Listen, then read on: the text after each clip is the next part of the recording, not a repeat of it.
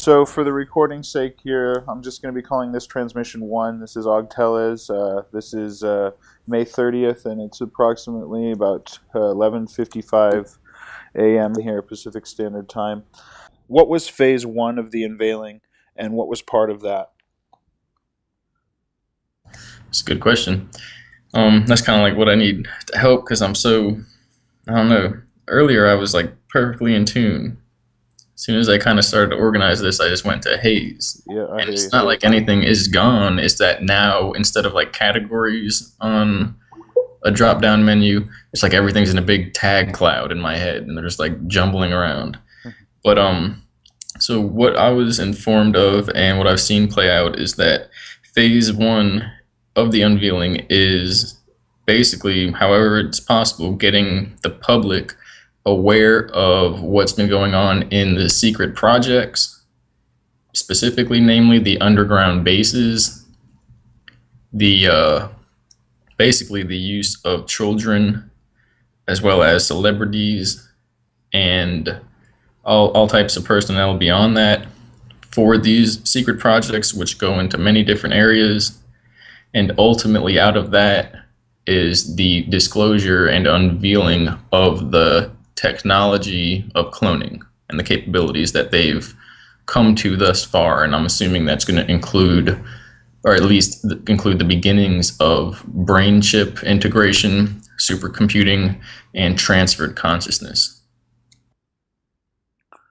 Okay, so can you talk to me more in depth about the secret projects here, the underground bases, and the what uses the children are serving right now? Well, as far as the secret projects, they've gone on for a long time. There's been various kinds of secret projects, even back to ancient times or what we would consider that. So, where just the same types of results were looked for in ways that we wouldn't consider, what would be a public project today, what would be publicly acceptable. Around World War II, with Project Paperclip and all that, and the very high advances of mind control technology, methodology, and the combination of trauma based mind control and monarch mind control, which are essentially the same things, into a form of basically militant like control systems that could be used for mass populations. Um, and this has been going on forever. So there's projects that developed that to the highest degree, and then comes the advancements in technology that were related to World War II, essentially gravitic drive craft and zero point technology, zero point generators, which could pull energy from the subquantum fabric of space time, which is pretty much just a way of putting it because it's both more simple but more technical than that. It involves a lot of sacred geometry and the angles and designs of the generators and the electronic components. Um, and then pretty much well, they say cloning as well goes back to ancient times, that they knew various things far, far long ago, but around the same projects, cloning was introduced. So you have basically mind control, very advanced technology, and cloning.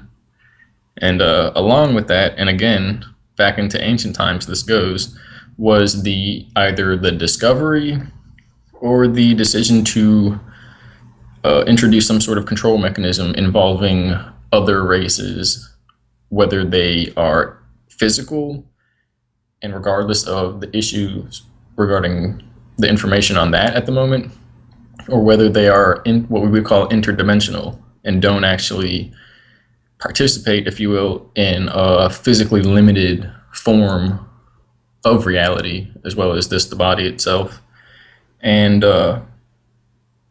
yeah, so from there, a whole bunch of political changes. I don't know, the whole truth. Some say there was a political takeover of Earth by these factions, and then again, that was even, you could trace that to ancient times. But uh, So then, as far as, I mean, that's why the secret projects themselves is a very intense and it's a rich issue.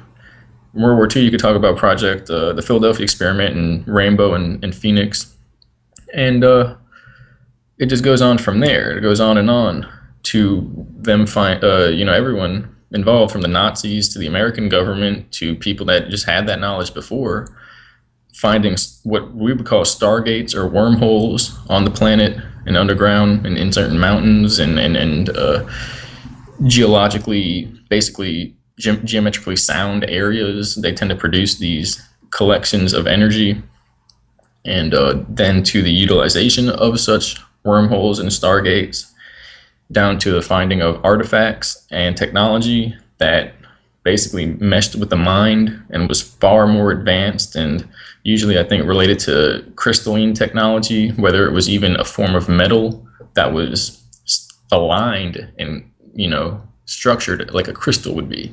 And they can use various forms of substances, and I really don't understand that, because they're scalar wave devices, but the mind interfaces with them. So there's no buttons, there's no this, it's very strange.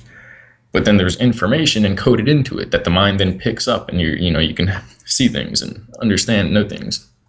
So they found a lot of technology as well.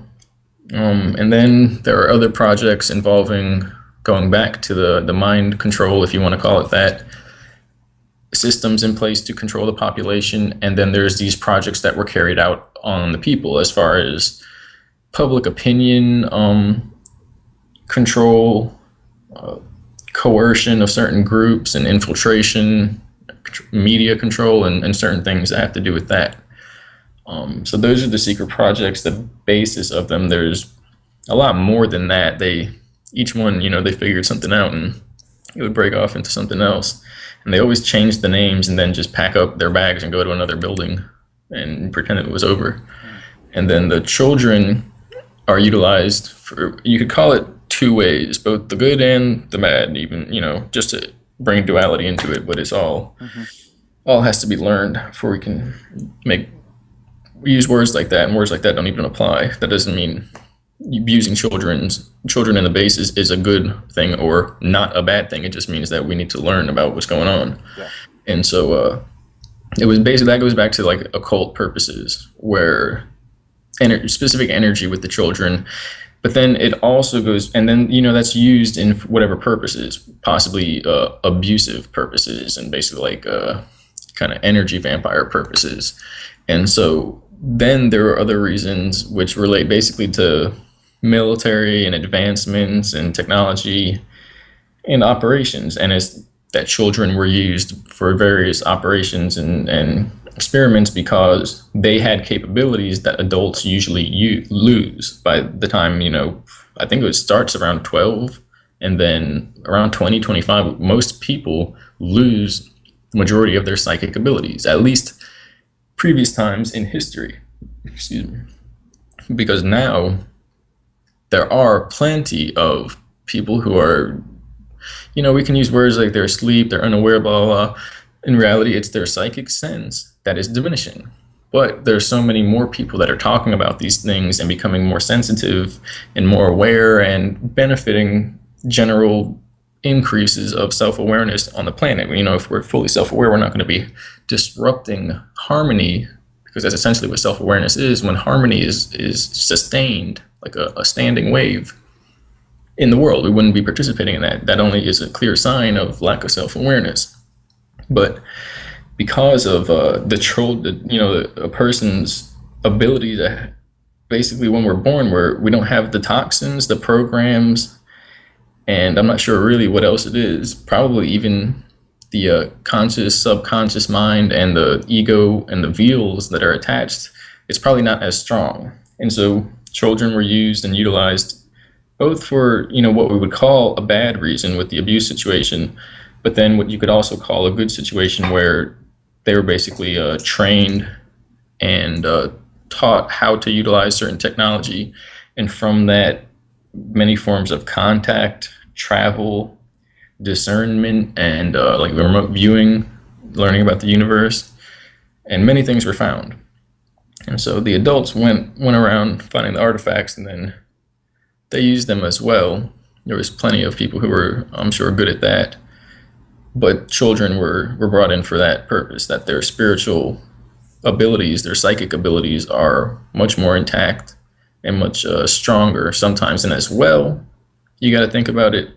They're looking for people that are psychic and capable of doing these things. We're in the situation where psychic power diminishes the more a person is introduced and sustaining their awareness off of the materialistic world. So they're going to have to find these people as children. Otherwise, they're going to turn into the adults that are more commonly, less psychic.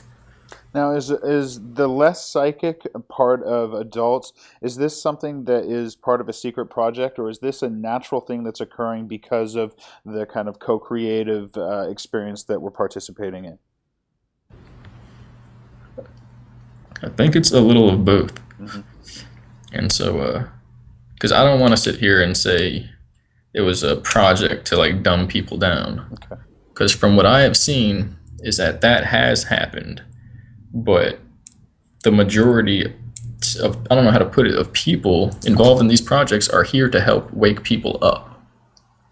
Now, does that indicate there was some type of infiltration, or maybe an infection, or some type of invasion even and takeover? Probably not, but possibly that there are other agendas within these projects, within their funding, within their power structure, that we're not entirely aware of, to the degree where some people would rather have the power option and route over endangering the entire society, just the entire structure, the entire world, basically by letting people know that these things are going on. The reality of life and death is far beyond what they're told. The reality of basically everything is far beyond, it's far worse and far better than anything they can imagine at this point. Hmm. So it's a control system, but the question is whether they're doing it to keep people asleep forever, or whether there's a plan to finally, help them out. And I'm not really one to decide, although there does seem to be a form of spiritual infection that's taking place, which is essentially when these control systems that were mechanized and basically introduced to artificial intelligence began making their own decisions. Mm. Can you talk to me about the kids that they pick up in these programs early on because of psychic abilities? Do they retain those psychic abilities as they get older, or do they also lose those psychic abilities later on? Um, it's all controlled for the most part, although usually people who are programmed or activated to keep their abilities, ultimately the programming will break Hmm. and the original personality and alignments come through. And so then the abilities come through. Um, During the time, say like earlier on, usually people, unless the person is fully involved in the projects to the degree where they're basically living there, usually the memory is wiped. And the ability to do that can be gained through trauma-based mind control, to the degree where certain programs now, certain words related to that trauma, which is related to the split in consciousness, can be, said and used to induce a state of unconsciousness or memory wiping. And then there's technology that can focus in now. That was the old stuff. Now there's technology that can pinpoint it on a hologram on a computer and basically damage the neurons. And this And can happen in real time. as far as what? As far as pinpointing it on a computer and damaging neurons, this is something they can plug in as they're tracking along people, as they're monitoring people and handling people. Well, it's real time, but I'm not sure how. Well, basically everything that's done, say 10 feet away from inside a base, or 10 Yeah, feet yeah. away from the generator, Uh-huh. can be done while moving and Gotcha. out in public. Gotcha. It would probably most likely be done while the body is still and the person is asleep. Hmm. They'll be operated on basically in higher space using these waves and the technology. And and after they're programmed, though, triggers can be given at any point to reactivate one aspect of the previous programming. And how are these triggers transmitted? Pretty much like you could expect from the media and certain things, which is basically it's any form of external stimulus or stimuli. So a word, something on TV, a video, if it's a person that's involved in political decisions or anything like that, there will often be a handler nearby, and that person, you'll see them warming somebody up, shaking their hand as they get ready to go out on the podium or whatever it is, and they'll whisper something into their ear, that's normal stuff to see. Well, that person could be activating this aspect of the programming at that point in time, and the person that's handled might not even recognize or know the difference and the change to the degree where they might, forget the speech or certain areas of their existence, their lives, their memories. So these are sensory triggers through audio, through vocal, through eyesight, through even smell, I'm guessing, can happen? Yeah, smell, I don't think, because I think I've asked the same question, Uh-huh. and I think smell is not used as much because it's unreliable. Interesting. Okay. There are too many smells linked together, too Uh, similar, and then they'd have to use chemicals that had their own smell, and then they could just make a frequency that does that. exactly. That's what Okay. I wanted to add to is that now that was old again. Now everything can be done digitally, so I guess it's not digitally, it's a scalar. Uh-huh. And so a frequency can be mapped out now that is close to a certain emotional feeling, a bioemission frequency of emotion that was emitted during one of the trauma experiences. And so now it can be activated through beams, through beam Gotcha. technology. And the same is for ultrasonic words and language, where the person won't hear anything, but they will get the perception that the concepts and words are coming through. Interesting. So they can literally take a copy of like an emotional impression from a person and transmute that through a signal, and that can act as a trigger to kind of to trigger the programming. Yeah, Gotcha. and that's an important part. Like that Yeah. could be a bullet point on like the whole issue here. Yeah. As I get into different areas, but along with the consciousness transference or soul transference, there is the basically they take date everything that's going on now has to do with taking the I guess the sensing of people's emotions and mental output and creation of a worldwide database that will hold an entire spectrum of humanity's existence in chip format or supercomputer format to the degree where I don't know where it's leading, but I know people will be brought into these situations, prodded, mentally, symbolically, emotionally, until they give these emotional responses, and then it's like they go away for a time. Like they've been doing this in part, learning everything else,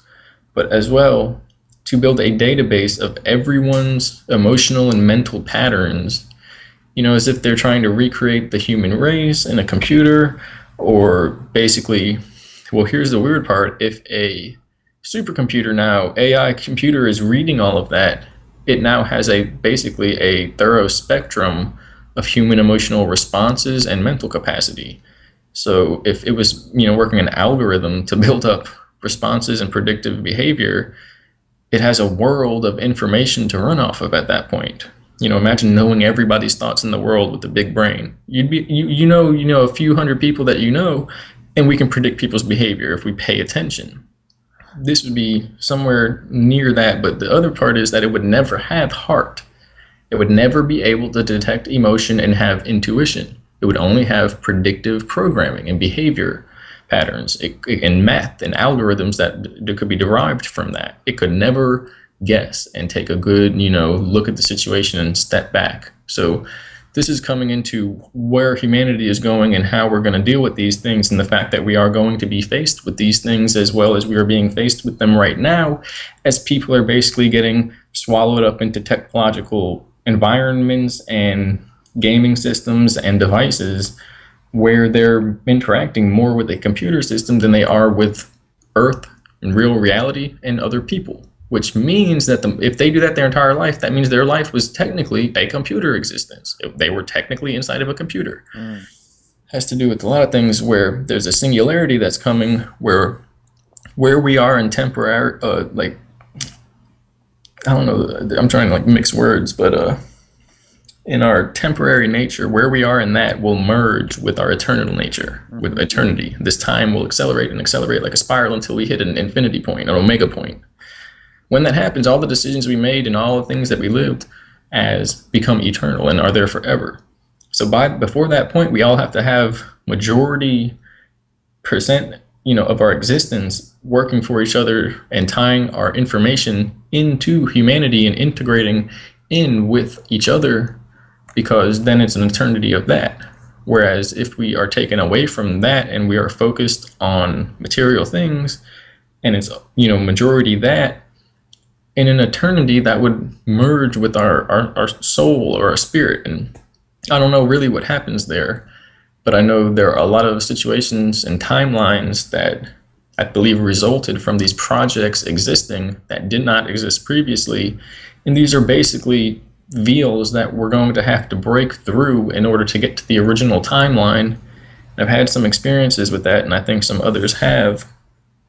But I kind of went off on a tangent, but that's like the connection of why it's very important to talk about how they're taking people's consciousness and recording it.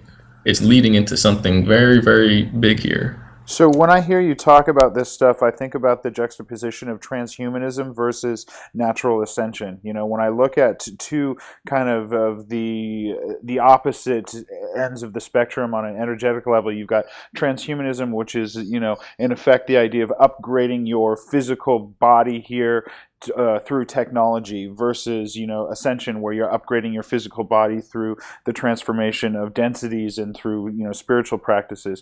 And when you talk about the idea of them having basically a supercomputer that's creating algorithms based off of crunching data of all the different variable personalities that it has records on, it immediately brings up the opposite side of that spectrum, which to me is the Akashic records, the idea that each one of us has access to this through our internal self, through all the data of history, all the experience of everything. And so my question is, what purpose does it serve to kind of work on more of the unnatural, I don't want to say unnatural, that's the wrong word, on the more transhumanist agenda? Like where does that serve them more, as opposed to working from a more spiritual side of things, if they're really kind of wanting to understand this data, and I'm assuming use it to be able to, potentially predict future timelines and manipulate things into their favor? Why is it done from such an artificial way when potentially this information lives inside everyone? That's a good question. I've had these same questions, and they were played out, or we explored them thoroughly. Uh-huh. So with the latter part of that, which is why are they doing it this way if we can do it that way, or this way and that way, but whichever way. Yeah. The other parts have to do with ascension and tech immortality and supercomputers, and how one technological path and the natural organic path to ascension are both attempting to head in the same direction. At least one of them is.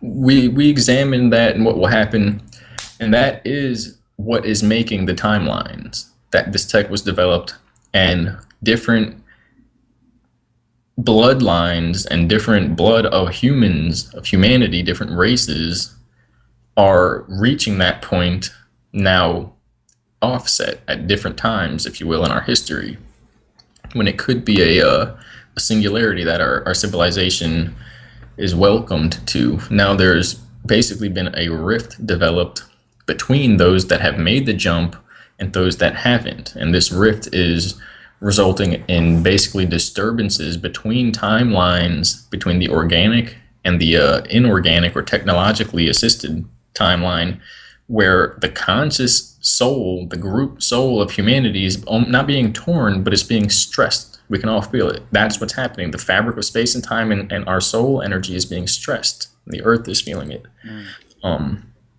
And so then it comes down to, well, because I asked these questions too, and they helped me understand.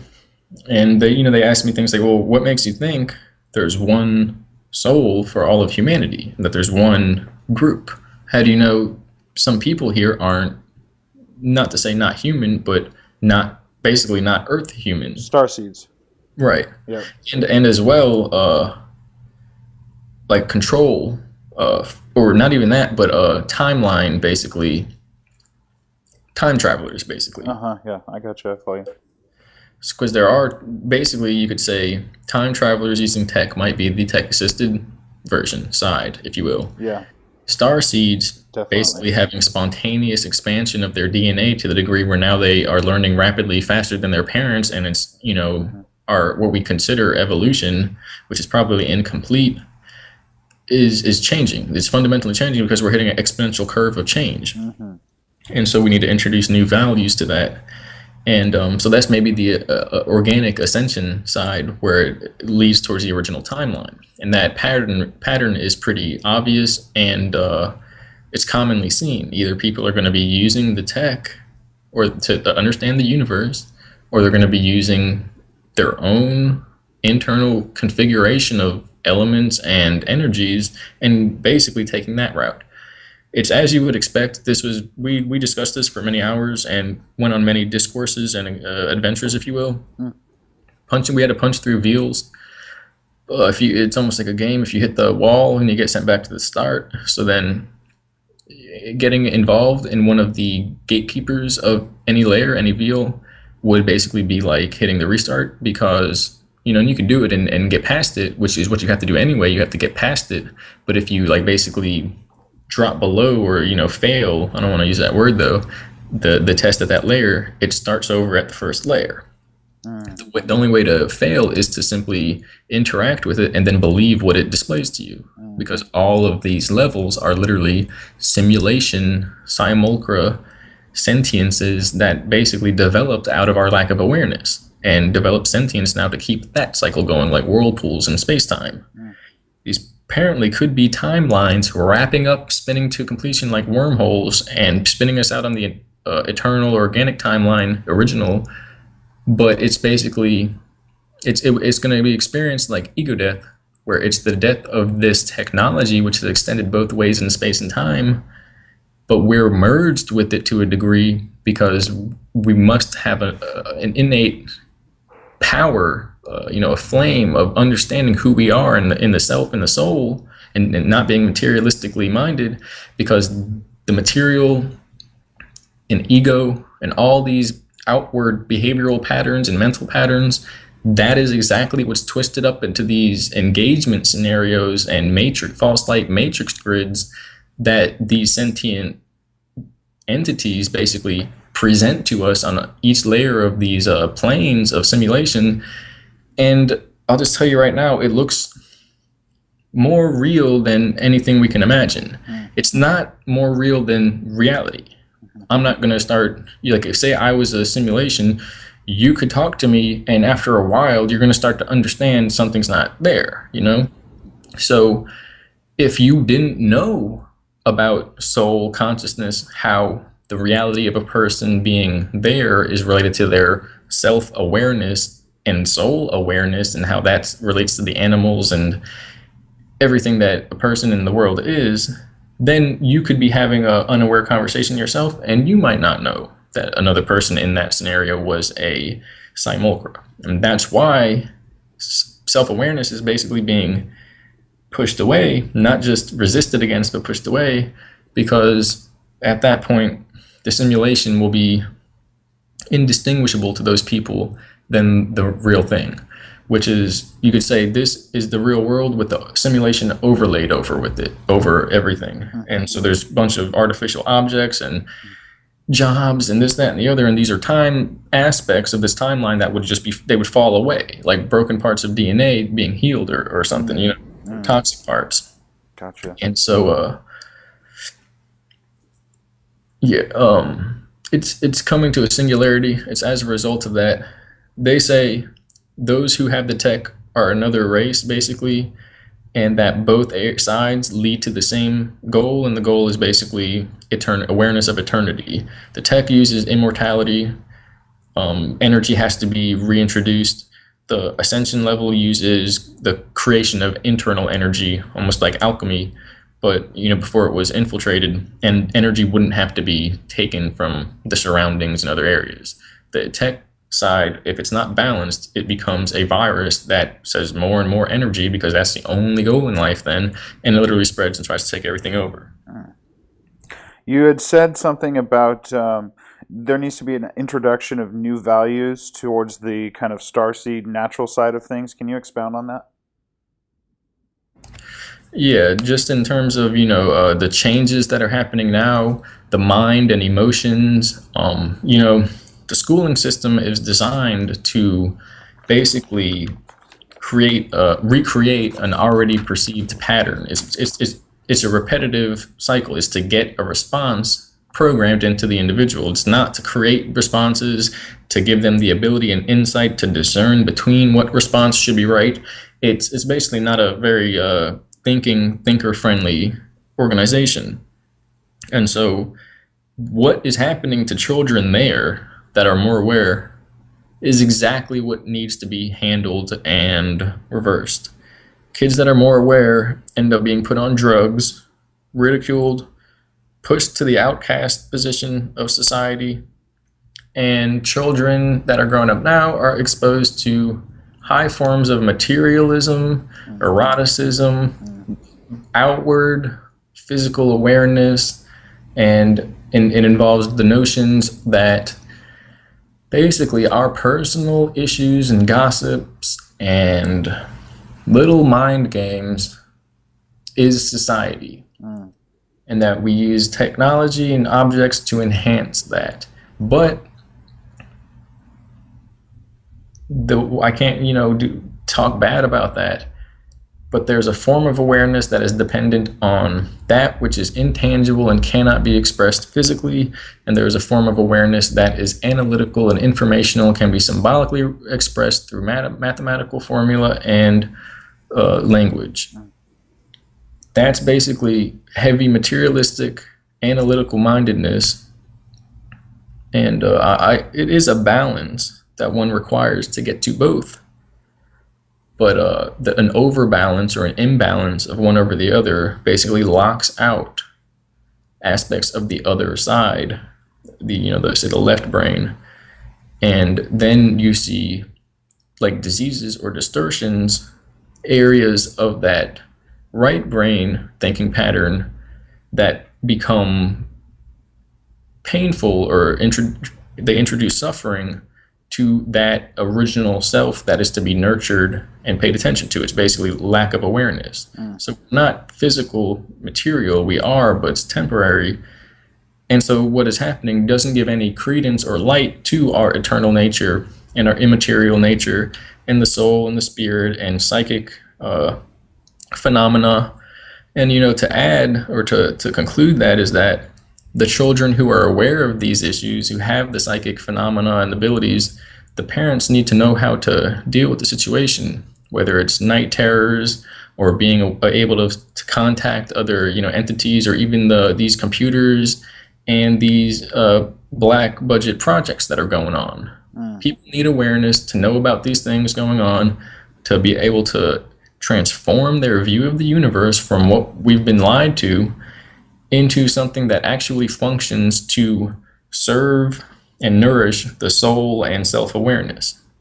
So, as a parent of potentially one of these kids, or just kids in general, essentially kids in general, but more particularly to these kids with psychic abilities that are coming in right now, do you have any opinion on how they can be accountable for their stewardship of a child through their environment? Would limiting communications through television channels and media and things like that serve the child, or is it the opposite of that, would it actually not serve the child, because then when they go out into the real world, they're not prepared to kind of defend themselves against this? What I'm getting to is it better for the child to kind of just push through that experience on the same level we're all experiencing, and hoping that the higher self comes through, and that psychic connection kind of comes through in the long run, and they can kind of change things from within inside the system?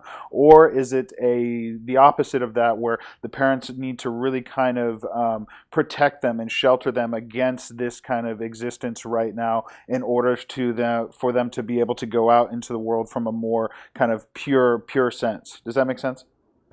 Yeah, and it's very complicated because Yeah, any parent doesn't want to, one, basically suppress their child's imagination and freedom, inner abilities, and two, doesn't want to then cause certain problems because they're reflecting onto them that there's this issue that needs to be handled, and now that causes hmm, problem because children are just like sponges or reflections of whatever they see, absolutely. especially those they love and are connected with. Yeah. Um, I would say as far as the toxins in the food, because basically the additives and all these everything, it hits at the genetic level, which is where the psychic abilities are. That's basically what it's for. Hmm. And you could say, well, they're trying to end it all, or some of them have told me, well, no, we're actually trying to start it anew. Without somebody to fight this, then humanity is done. Now that everyone's stressed and we see this person there, this person there, this person there, and they're rising up above them, well, now we know who's going to basically save the world or help or whatever. Hmm. Or you could say, well, now you're just going to go experiment on them. Hmm. So I don't really know, but these are the things that are happening, and we can know that. As far as then, it really goes into contracts, rights, and consent, and how if a child is born and their birth certificate is valid and all that, then there's this contract system that they're born into. All that needs to be basically revoked or not worked with to the point where we state our consent and our true nature and our true belonging, that is not to a corporation or a paper value or a monetary system or any form of man-made materialism, that is actually a product of the higher dimensions. And if you can get jurisdiction that says, well, we own this higher dimension square that you're from, and it's an orb and circle in 5 dimensions. No, that doesn't work. It's not possible. It's false, and it will never hold up.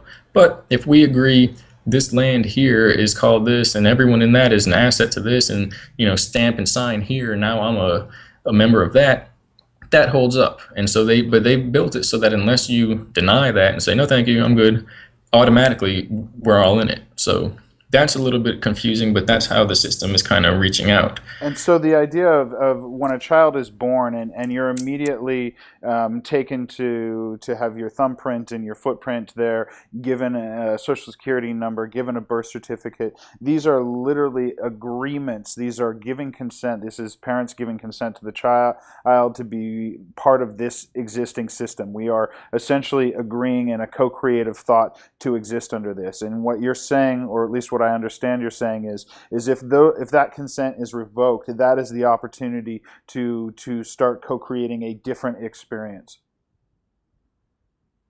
Exactly. It Gotcha. is. They consider these things an agreement because everybody naturally has the ability to create their own reality. Gotcha. That's what we're all like stamped with. That's the mark. Well, not the real one. That's the weird part, because some that can't do that, that cannot create from their mind and their imagination, have like a different type of mark.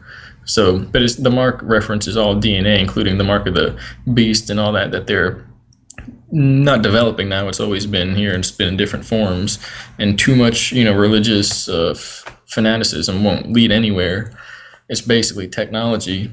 But it seems to be something with the DNA and the races that allow people who would have a clear problem with that, to have the ability and the imagination to create something other than that and live in it and basically make it work. And humans do that. That's how it works. But because of that, then people that are doing that claim, believe, well, since we all have that power, then we can't be blamed for creating a system and allowing them to just fall into the belief that they're automatically involved in it and must be, and they basically they do not have the power to decide for themselves how their life goes. Just because they fell into that, we can't be blamed. And so this is basically, it's non-consent or unconscionable agreements. It's basically just like a false consent or a manufactured consent.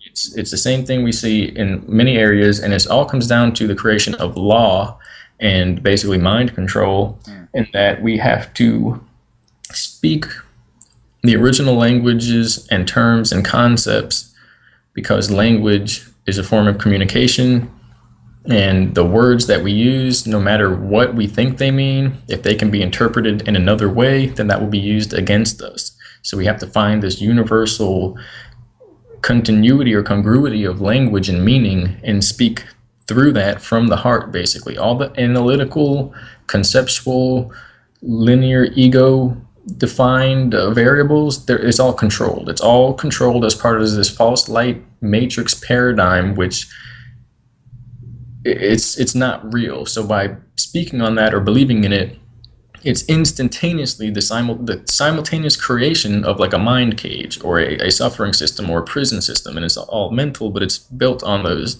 symbolic reintegrations of our natural psychology with a false power structure where people give their power away. And then as far as media control on the children issue, and the mind control that's coming through that, and the danger, and you want to nourish the interconnection, and you want them to know the truth, but you don't want to put them in fear, but you want them to know how to handle fear. Basically they have to be prepared to deal with these things. It would, logically you would want to avoid the danger, but to know of it in order to avoid it enough. So in that sense, they have to do both. They have to have awareness enough to make a decision when the time comes for themselves, where they'll be exposed to that. And they have to know how they have to learn the keys to discernment. They have to know how to discern the truth from a simulation, false light refraction of what would seem to be truth to the unawakened or somebody who's not self-aware. And that even goes into initiations with tribal, groups and ceremonies, and how they put their kids through these tests to foment this self-awareness within. So when I'm digesting all of this information here, to parents out there, the idea of completely sheltering them from the existence that we're all kind of agreeing to and committing to is not necessarily the strongest way to support them in becoming kind of revolutionaries in the way to change things. What I'm understanding is that a good balance of allowing them to interact through these things, but then also being the responsibility as the steward to the child to direct their attention to the understanding of what these things mean and why they're like this and why we're existing like this, while also reinforcing their understanding of how much power they do hold within themselves to be able to change these things in the future. But these need to be understood as they're going through life early on. And as they interact with them, it is the parents' opportunity to have a reflection for both themselves, to witness these things and understand where they can change in the future and how they can change and how we can develop a new dialogue, how we can, kind of co-create something different, while also reflecting that to a child that is fresh to this experience here. And so in hindsight with it all, supporting the child with a lot more of their own internal power to go through this experience and just as an experience, and not let it attach to them or program them, but just as a witness to it all and to stay centered. Does that align with kind of what you're thinking? Yeah, I think that was a brilliant way of putting it, and should be cut in a clip and streamed about the internet.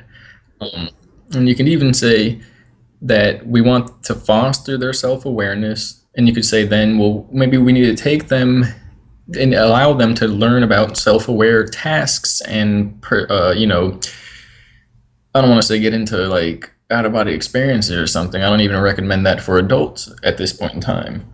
But finding of the emotional bodies, finding real philosophical inner, not philosophical, but inner thoughts and awareness, basically spiritual awareness. And But I guess I want to chime in with something. Yeah. But future is not real. It's already created in this moment that we're in right now. But people will come together, and the social systems will change to basically we would call it like a tribal existence, where your merit is not down to a number or some arbitrary value from a third party that no one knows about, but basically everything will be as it should be. It's just about what we need to go through to get that.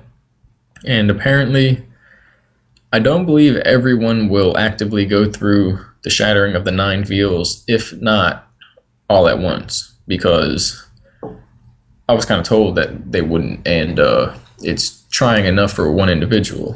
And the interesting thing is that there are people going around dealing with these things, and they're very high technology, and it's hard to comprehend going around to millions of people. We don't call that that would be beyond life, like a lifelong job. There would be like lifetimes of working through this. Which again, a lot of people who feel that they're connected to something larger seem to remember already. Yeah, so it's kind of the soul information. But and then I'm not sure where else it will go, where it will go with the people who want to basically merge with the machine and basically become individuated to that. But humanity itself, as the essence of humanity that continues, we can call that organic ascension, is supposed to be a reversal of this current reversed system.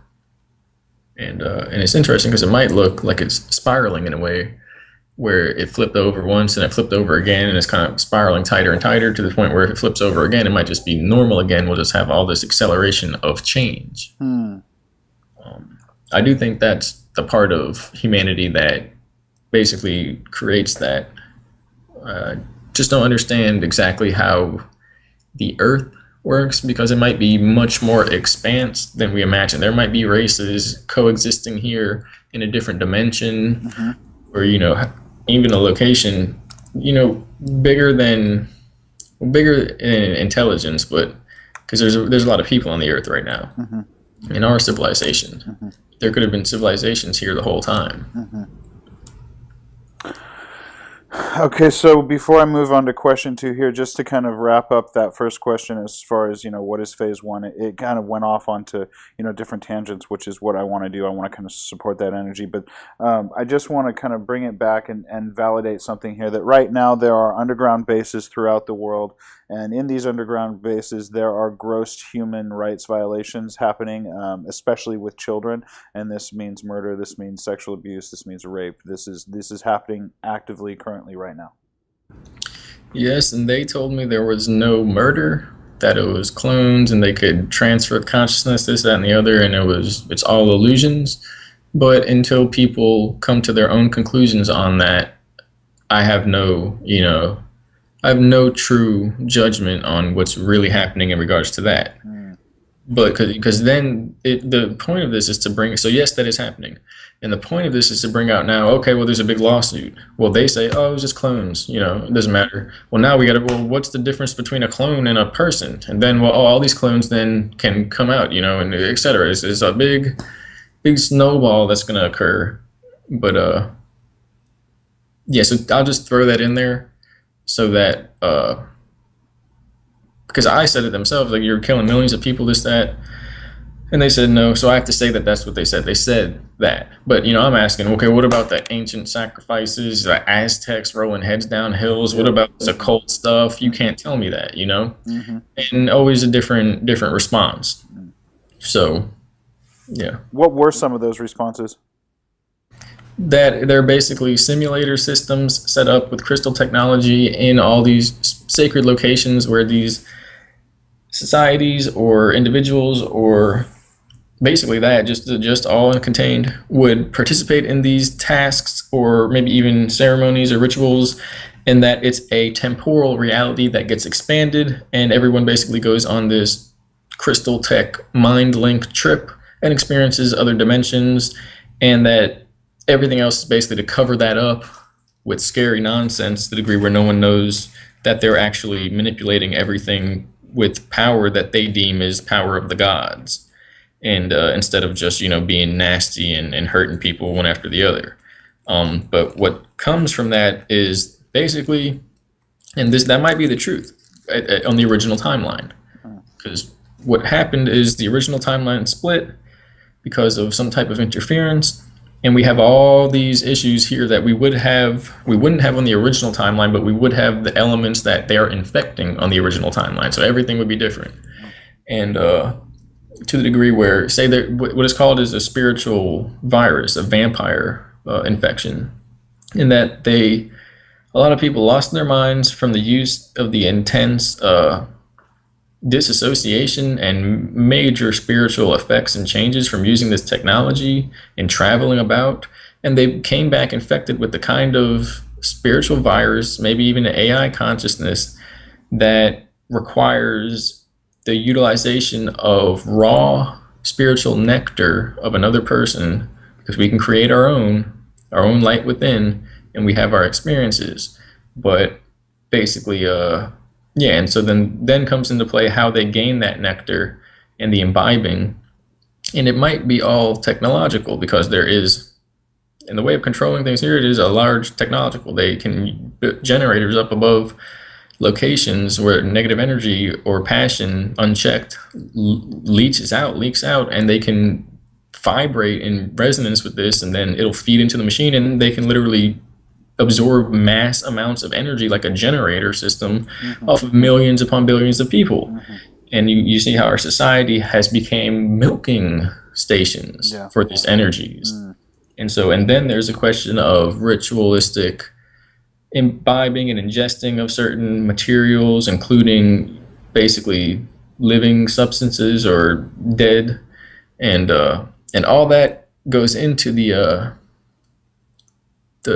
virus, basically, down to how energy is transferred, and people basically, I think they believe that they need that to be immortal and remain human, when in reality it's the spiritual virus that is causing them to do certain things out of fear to avoid that, and it's causing it to happen.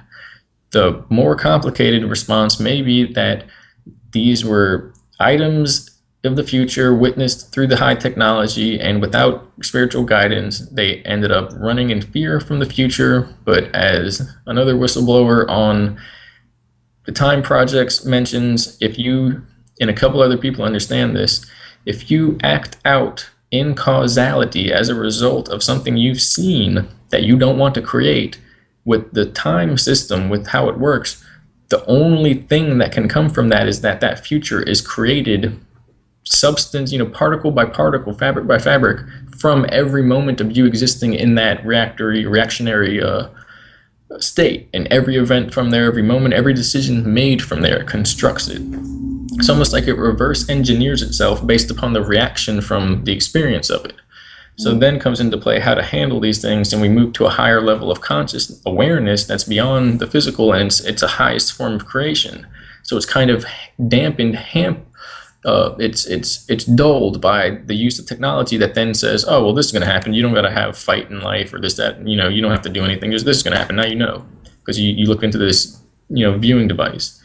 And on top of that, there's a fold in space-time that is created where the universe does not normally eat itself. It doesn't normally, maybe energy-wise, it doesn't physically, time and space, loop back around. That doesn't happen. It causes infinite loop cycles of consciousness. So whenever we see something like that, it is basically through visions, and the spirit carries out in a certain way in a dream. If you had a device where on your computer, you turn it on and look at what's going to happen 5 days, 5 years, whatever, it's horrifying. Not because anything you see is bad, but it's seeing how the events you have now in your life manifest and expand off of consciousness. It's not being in reality and thinking, oh, this came just because of this causality or something, and this happened next because, oh, it's this time of the month, or whatever. It's whether it's bills or otherwise. And when we see how it is from a higher perspective, either using tech or otherwise, we see that the center of it all is mind and consciousness. So using tech to get that awareness, it diminishes our ability to tap into that higher power. And technically, it would be that basically, say you saw something great happen. Okay, now I'm good. I'm not going to do anything. I'm chill. I'm going to do that in the future. And then as a result of that, because you didn't act on it, because imagine you're trying to stop doing something. You're like, oh no, something's going to happen. And you go do stuff and it causes it. Well, say you said that and you go, oh, I'm good. Something bad's going to happen. I'm going to do nothing. Well, you could change it then. So if people see something good, well, that would be disrupting the catalyzing energy, the difficulty that would bring those essences out of a person's capabilities and cause them to go and create that act. So it's like a destructive process to see it before it's ready.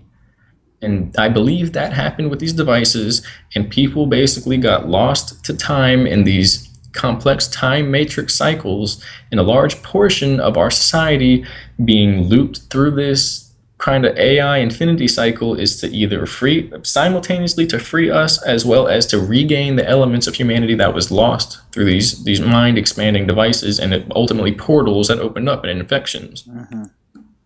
And can you talk about how deja vu maybe plays into that perspective right there? Is deja vu a natural experience that's coming into maybe the understanding of different timelines crossing and merging and things like that? Or is deja vu something that's synthetic, that's being broadcast as a signal or something like that?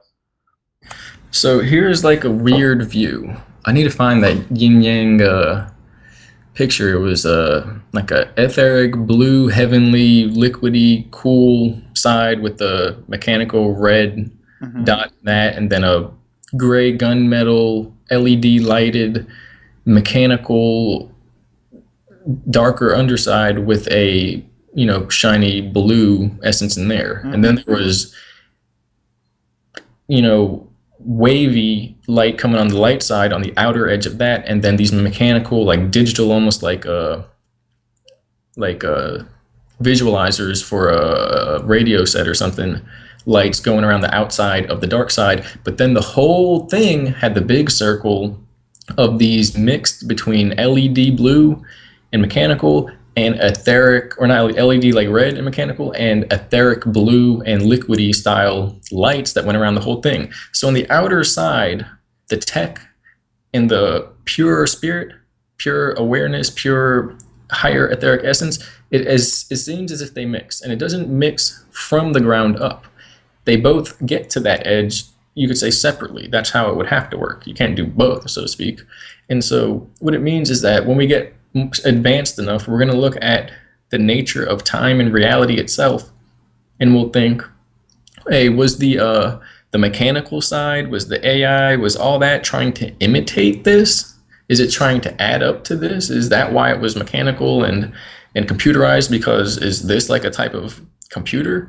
And in the same sense, the ascension side, the organic, will see the same mix, and it will basically, what we could ask ourselves, if the spiritual essence of the body and the capabilities and the phenomenons were they trying to mimic this higher mechanically evolved system where information and data travels backwards and forwards through time and gives us these deja vu moments of interconnected soulness, as if the soul system interchanges with being mechanical and computer system, not really mechanical, and being this conscious awareness system that is like a god force guiding everybody's realities and everybody into themselves, guiding with that, connecting with that. Basically, it merges together, and but it's not the actual merge. It doesn't actually merge. It's just that we see that, mechanics and that whole essence with the light inside of it and the outside shell, it's trying to reorder itself to imitate the highest God source, which is this huge LED, light soul grid, soul web of the universe at large, of time bubbles and this and the other. And then we see the the spiritual side, and it seems to want to imitate this huge overarching reality of times within times and consciousness interconnected on multiple layers and awareness aware of itself in different areas, and the highest area where we both get to has both capabilities on both sides. And so down here we have deja vu, and it's very intense and does many things. And then you have what you were mentioning is just a tech created signal being sent out, undulating through time, and it's both,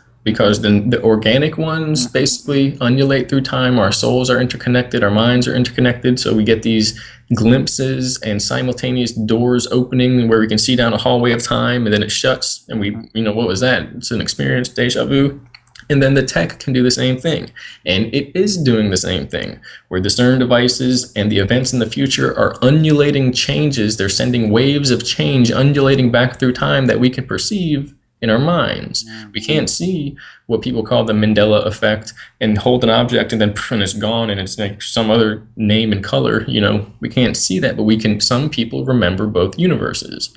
So, but and that's what kind of the deja vu is, with the Mandela and all that stuff going on. The effect is funny. That's Mandela, but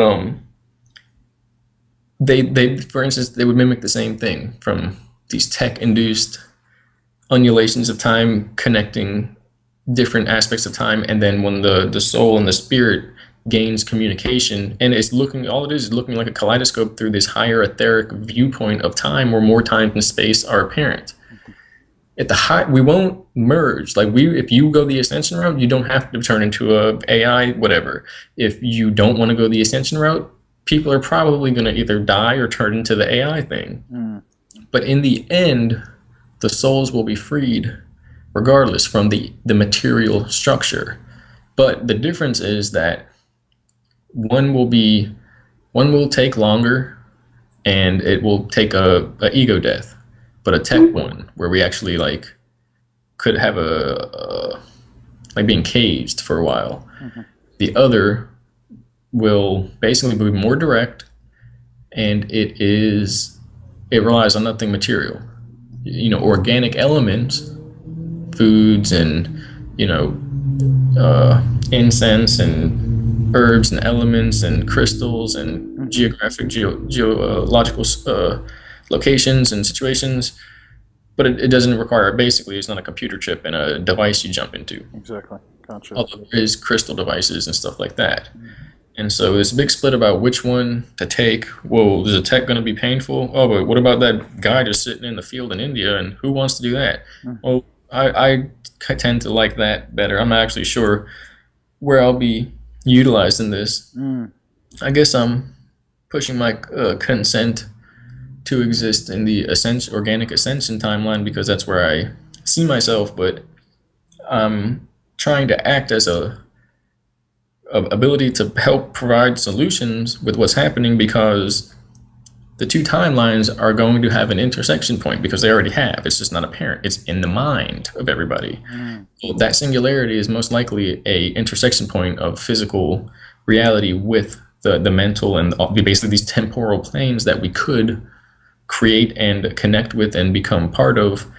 And there are other things that may come into play which involve DNA acceleration and all these things, and that is essentially time travel and consciousness expansion and all these things, trauma clearing at once. And so as far as that, I really don't know about that, just that we prepare people and we have enough people there around to calm everybody down. But I mean, that doesn't make sense. It's not possible to calm people down. So there will probably be displays, worldwide displays, that will relate with what I'm talking about, hopefully in a way to cause people to reflect on that inner knowledge.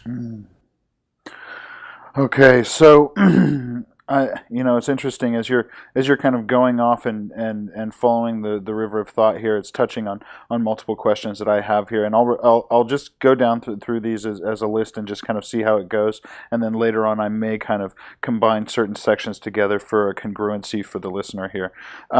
For the next section here, what is phase 2 of the unveiling, and what can we expect from that?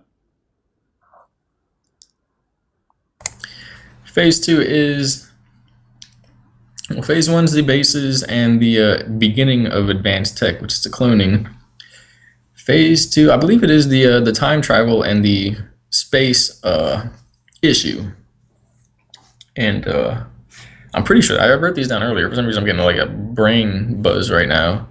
But I believe it's time travel, and basically with that, advanced technology, life extension, consciousness transfer, which is all of it. Each layer is connected to the last, so it's going to be unpeeled with the release of the unveiling of the underground bases, the ritualistic, well, not that, with the secret projects basically, and the abuse issues and all that, and then the cloning and the fact that there's consciousness transfer, and then into, well, we have advanced tech, and what does that mean? And humanity has been traveling and experiencing and interacting with other worlds and other civilizations, whether it be physical planets or planes or actual other dimensions that are entirely inhabited.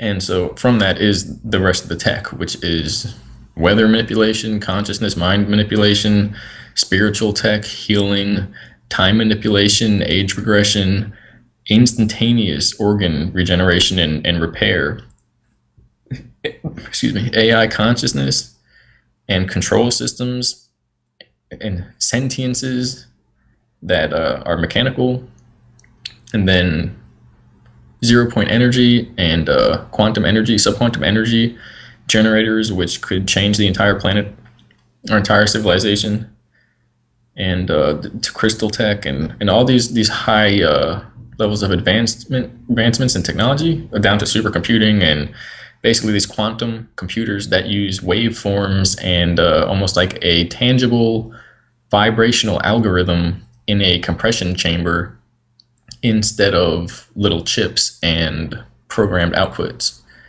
and like linear and mechanical computing. And apparently there are computers hooked up to that that are mechanical, that then can like read certain things out. But the actual processor is of like orb technology, quantum supercomputers, and yeah. And so these phases right now are being effectively rolled out through whistleblowers like yourself and other whistleblowers. Is there any other platforms aside from, the general? I mean, obviously we're seeing it through media programming and things like that around us, but is there anything else that any other platform they're using to kind of roll out these phases to the general public? Well, the people that are managing this and at the higher level, they are people who have merged their consciousness with the, basically they went the AI route, but they survived it, and instead of the AI taking over. So the AI is still doing things like that, but they're in control of certain things that are going on. They basically devoted themselves to this task and left behind their physical forms and their lives and existences.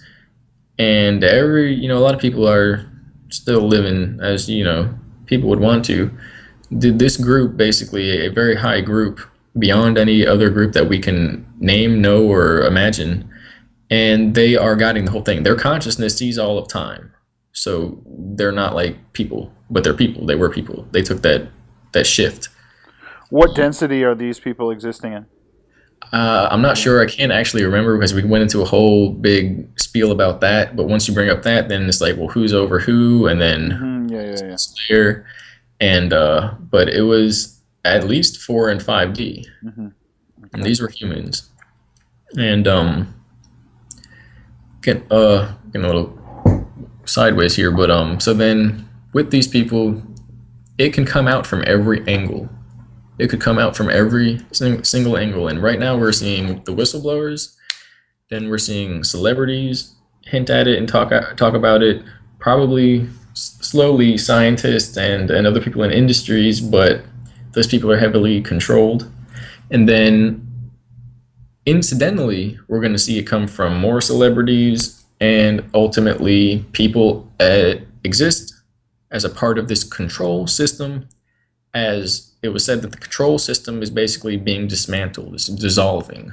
And so the more people wave their arms around and have the loudspeaker and hold the sign and the fanfare and say, all right, now follow me, do this, sign here, whatever, live your life under me because I'm somebody in a suit and tie or a lab coat or, a uniform or whatever it is.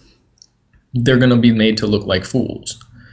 But what is a fool to an even bigger fool in a group, in a sea of fools? So without the self-awareness that is coming out now, it will have an effect anyway, because the changes will be noticed. Like, people lying and getting called out on it, and then people being involved in this stuff and representing themselves as something entirely different. The monetary system as well is going to fail because it's designed to. All of this is going to basically paint the picture of simultaneously the new world, which is not, new world, new age, new world order. It's changes based upon the people, but because there is a new world order, there is a new age agenda. This is the old system falling and failing. Now it could be twisted into an agenda for that, but it's only if people accept it. And it will be painting the picture to these people of this new system. But if they're holding on to the old system, it will merely look like a painting being, washed over with water, and everything's going to be melting around them. It'll be very dramatic when, these people that we followed get outed as doing this, and basically we gave them all our time and energy, and they friggin' put it in a box and sold it to pirates, basically. People are they're gonna have a response, an emotional response, and they're gonna want information. And so the setup for all this is being developed, and it's actually playing out now. That's all I can say right now. That's all I specifically talked about. But it goes far beyond that. Earth changes, celestial events, DNA activations, and like psychic awareness spreading around the people. To the electronic system we have now, the digital, the airway, radio waves. It's very polluting, and it's simultaneously going to increase as well as transform the people that are able to handle what's happening. Basically, it's all being manipulated, and you could say upgraded. This mechanical computing is meshing with the 0-point technology and the 0-point generators and supercomputers. They're being plugged into the internet. That's what's feeding them. The supercomputers know what they know because they're watching people and they're watching the internet. As a result, they're going to become the same system. It's just about how people deal with that, and that was what happened with the veils that we were brought through. That basically, if people accept it, it'll create a new world for them, which will be the new world order, and they'll literally be inside of it, like basically inside of a supercomputer, living, thinking that's the world, having kids, doing this, doing everything, just thinking that's the world, and it probably won't be exactly the same, but their memories can be wiped, etc. And when people just live in a world, they think that's normal. So that's the issue, that everyone who will see it will they'll be able to discern between the simulation and the true reality using their soul and self-awareness. And people need to be able to do that, or they will be able to do these things. And that's basically where I'm leading to, is that there's plans in play to bring that ability out simultaneously with this information. Totally. Which is going to be strange. People are going to complain and say, it's secret operations and this and that is going on. This includes sightings and unveiling of 0-point tech and advanced technology, craft. And ultimately, specifically, they talked about solar warden and my labs, military abductions, or laboratories, whichever way. I actually remember hearing both. And all these issues. Basically, the beginning of that, the secret projects into the phase 2, is going to handle a lot of things. It's going to change people's consciousness forever. And so, how do people prepare for this? How can a preparation be kind of made right now, and supporting others of kind of not that aren't as awake. How can people that are awake and understanding concepts like this be able to help prepare others?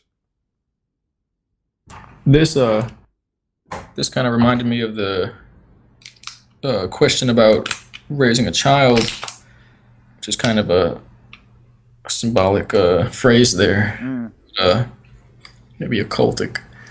Um, where you basically want to foster self awareness. You want to foster love, but not artificial nature. Basically, something that will fake a real pattern and only weaken them because then they get used to just one or the other, instead of the spectrum of reality, which is not as predictable. mhm, The person would have to be self-centered, but basically self-centered. They'd have to be centered in the self in order to see everything as calm and take it and experience their joy. Telling somebody on the outside here, this is that, and because of this, it doesn't. It leads into a negation of that, like a dead end, because it's going out to get what's in, when you go in to get access to what we perceive is on the outside. mm, And so you have to spread the awareness. It's very simple. It can't be complicated. We have to spread the awareness. When we see links, when we see information, a large portion of this is going to happen on the internet. But of course, people, when you're at work, when anyone's, whenever whatever people are doing, we got to connect with actual people. We got to not be shy and think, oh, I got to log into my Facebook so I can talk about this issue. Do that as well, and then talk to the secretary or the mail guy or the chef or the principal or whoever it is, the manager, engineer, technician. You could start a conversation with a random person if you want, if the situation provides for it. mhm, We have to literally be talking about this. We have a duality mindset. We have a split personality in nature. People on the internet are awesome. They're talking about this, they're talking about that. And then in public, we don't know how to deal with it. And when people do get together on these issues, people are so revolted by the responses they get and the lack of awareness from the system that it becomes a duality issue. It becomes a battle. mm, That's a challenge, a direct challenge to our own inner self awareness that is unchanged and unmoved by these things because it is, by definition, an eternal substance, an essence, an etheric essence, that it immediately, the act of attempting to communicate these ideals, drops us from the state that we are naturally in when we experience these ideals, these things. So that's basically the issue. And all that is okay, well, talk about it and learn about these things, and then learn about talking and learning about it faster than the degradation takes place. So mm. it's like an acceleration of cycles squared or exponentially, multiplied. And that's what it requires, though. There are going to be more issues, like genetic issues, that come up with these as the awareness of these things is introduced, that we will simultaneously have to use the awareness of these things basically to find the remedy to, or to heal, or to know how to deal with what's next, and to produce a viable outcome, to basically to express ourselves in a world that is now becoming aware of these things of the self. It's a paradox, but it's a challenge that comes out when people try and wake up. We call it, oh, we're getting bludgeoned by the system because we woke up and we're talking online. It literally might be a quality of the nature of space, time, and consciousness itself. That we've been going so long in these spirals in a certain direction that one person changing their mind about something is creating a dissonance web of interference with that system that everyone is tapped into, the consciousness, that we experience literally waves bouncing back and giving us resistance. Mhm. So we have to become aware of that. Definitely.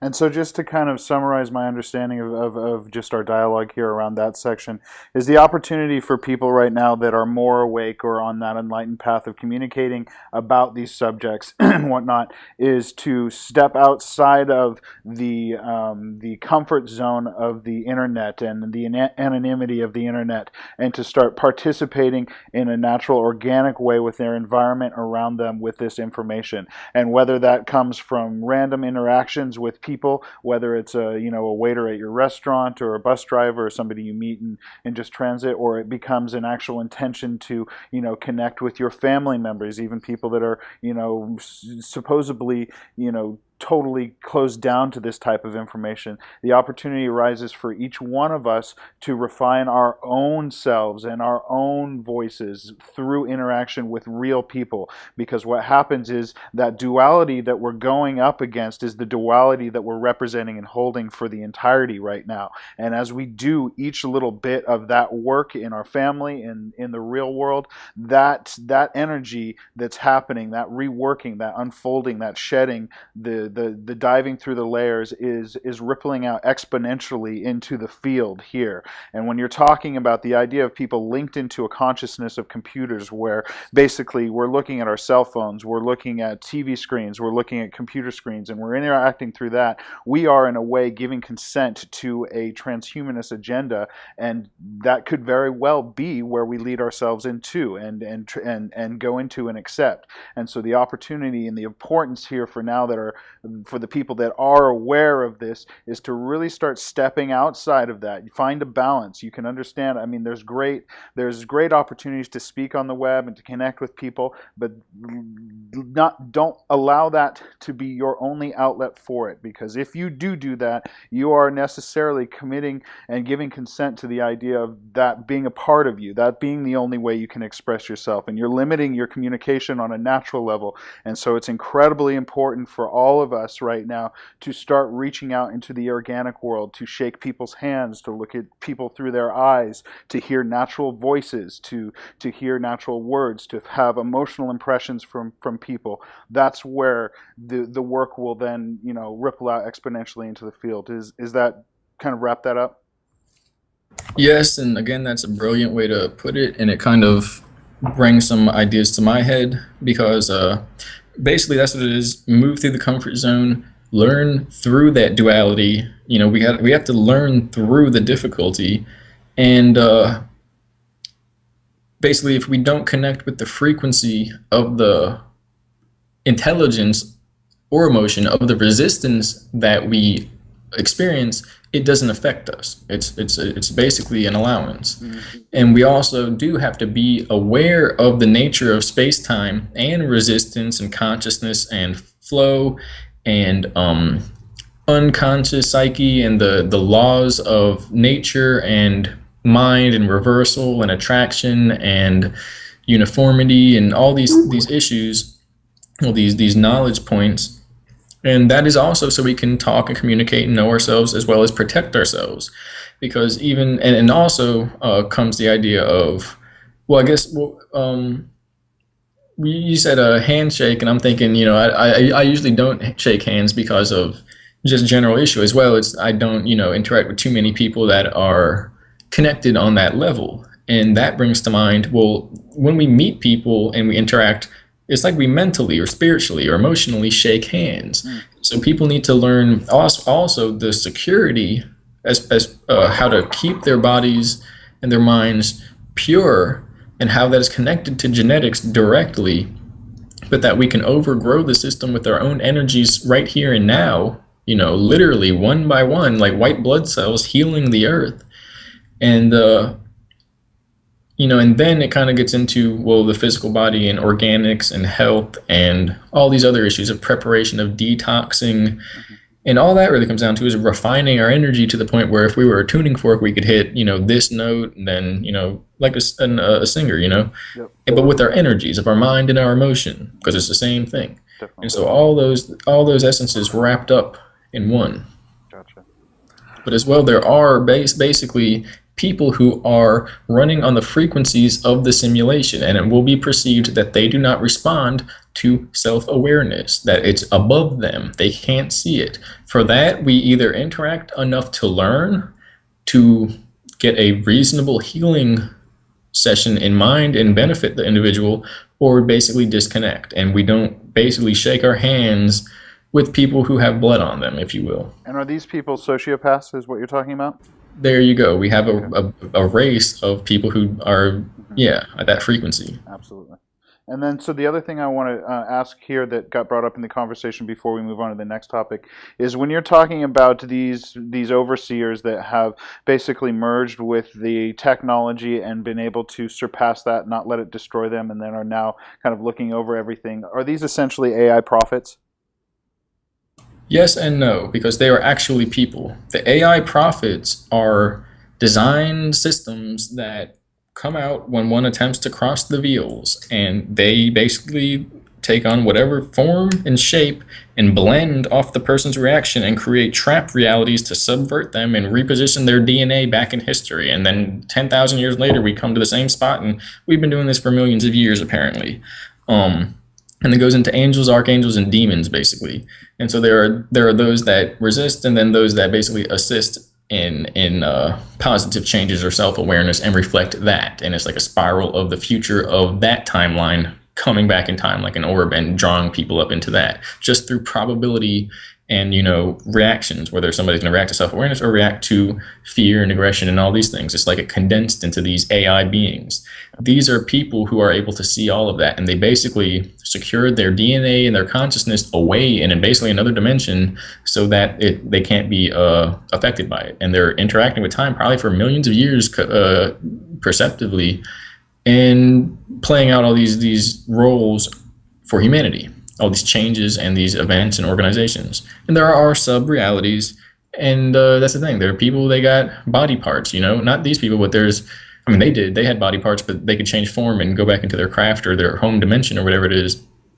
And but there are people in the secret groups, that don't have that agenda.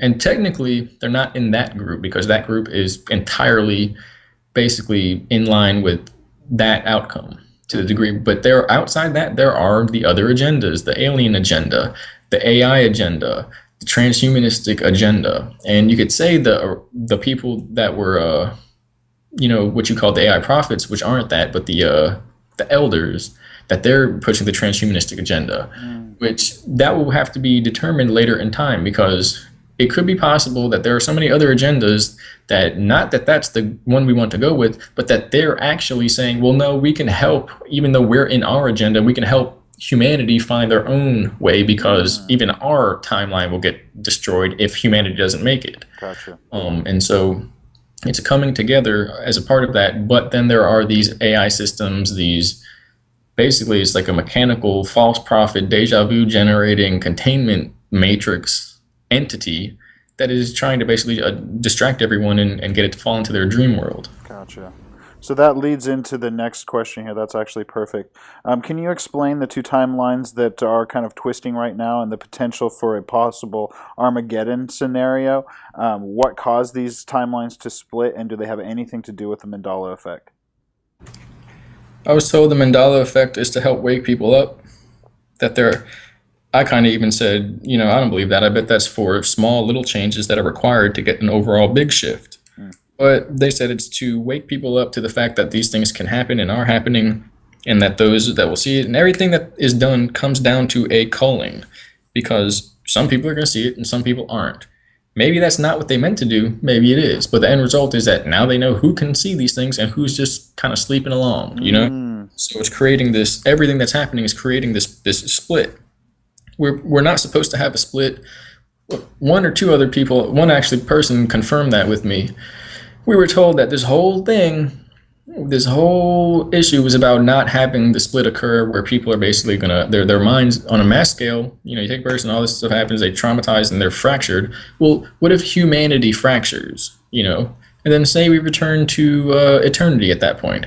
And half of us are in La La Land creating realities that are connected to these simulacras and is recreating that. It would basically spread. So the goal apparently is for all the truth to come out basically safely. And so with the projects, I've seen multiple timelines. It's remember what I told you? Yeah, you talk about it, you think, whatever, and it could lead into the causation of experiencing that. So it's a difficult thing to talk about. I understand that. And so that information is not particularly important. What's important, I feel like, is the fact of drawing attention to that there is something gone wrong right now as far as these timelines, and there is a need for all people, all dark, all light, whatever you want to categorize people, as trying to get this information out into the collective consciousness, because if not, there is a potential Armageddon scenario. Is that correct? Technically, they told me the Armageddon scenario is no longer in our probability matrix. Interesting. Okay. Which is, yeah, it's very interesting. Although I experienced many timelines, I did see a future timeline. I've seen a few future timelines. They did condense down. Time is both like a river and like the recent report they gave, where it's like Tetris blocks, and as soon as one is probability is there, then the first one or the later one down the line is connected, like it's all a grid instead of flowing river. And so the timelines did condense down to various realities, and yeah, whatever does happen, it's very interesting and amazing. That's just how it is. But there is a future timeline of humanity. There's more than one, I believe. There was the original one, and then another one closer, hopefully closer to that that we're on now. It was made apparent, and the rest is basically compartmentalized until humanity is ready to experience these things. There are a few whistleblowers talking about these projects, the travel experiments, and what they witnessed. If you search that on YouTube and Google and all of that, which is also supercomputer tech, that's learning from your search engine input, and you will find their reports of other times and the processes that we led ourselves to into figuring out this technology, which was filled with mishaps. Are there any key terms, search terms under those that not giving the whistleblowers names, but is there any key search terms as far as project names or things like that that you can reference for people? Project Pegasus is the main one. You can look up Project Montauk, the Philadelphia Experiment, and from there the other ones should become apparent. Gotcha. But and then there should be whistleblowers that you'll see. There's only a few, but they're doing their part. And it isn't important, necessarily that people all know. That's why there's certain people that know. And it's very strange, but I will say we will be moving into phase 2 some point soon, because I was given a schedule of events, and a lot of things rely on the coming election and having to do with the celebrity cloning and political cloning, and whether we're going to get that out into the public. The public's going to respond to that, and whether people are going to stay in a material false light matrix system, even though it's dissolved and it's gone, because that's real disassociation.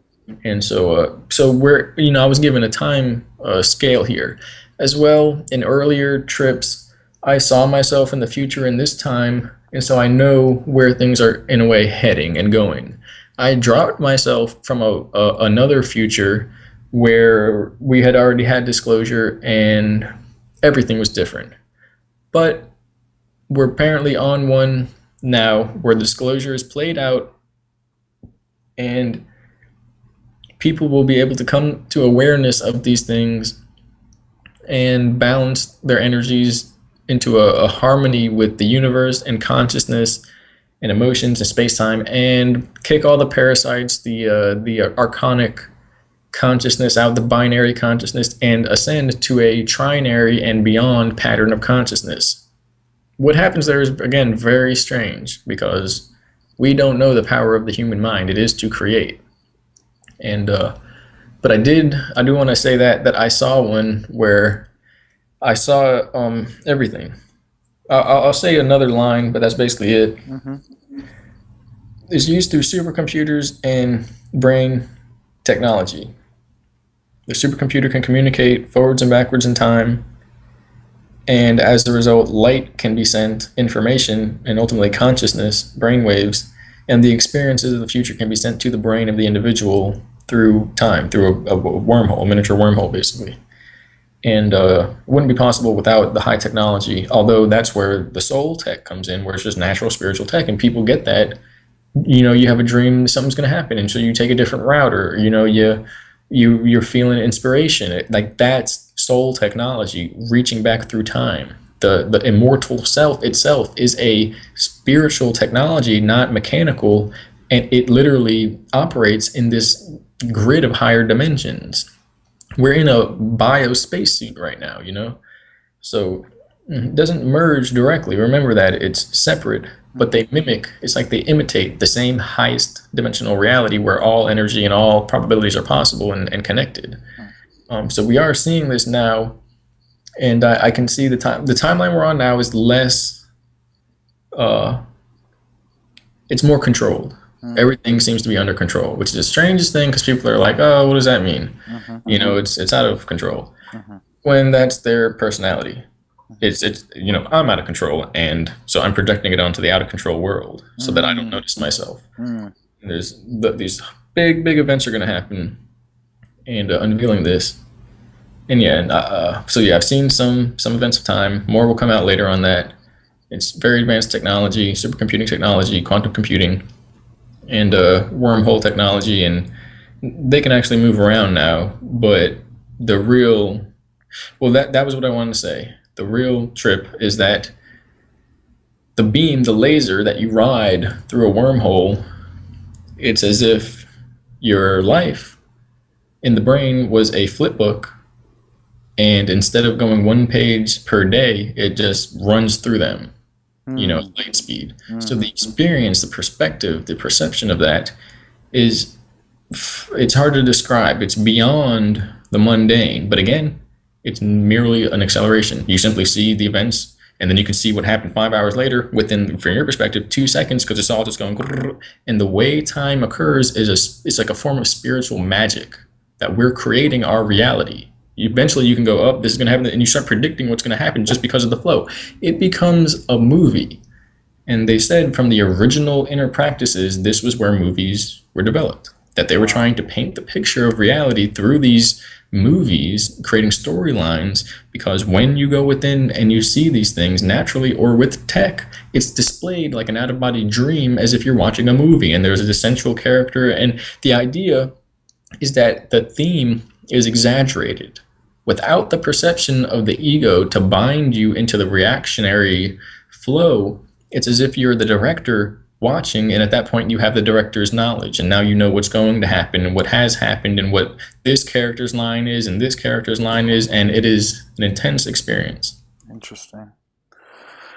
Oh, man, that brings up so many other questions, but I kind of want to just keep rolling forward here. I got notes I can go back to later on when it comes up. But so my understanding was that the reason you're being cleared to kind of release this information and to kind of be part of this wave of kind of bringing this understanding out into the field was because there was a potential danger of these timelines basically twisting into some type of Armageddon type scenario, and whoever they are, they needed that information to kind of get out. When you're talking about how that's off the table now, the essential idea that this Armageddon concept is not there, or whatever is dissolved around it, where does the intention of them continuing to roll out this information come? Why are they doing this? What is the point?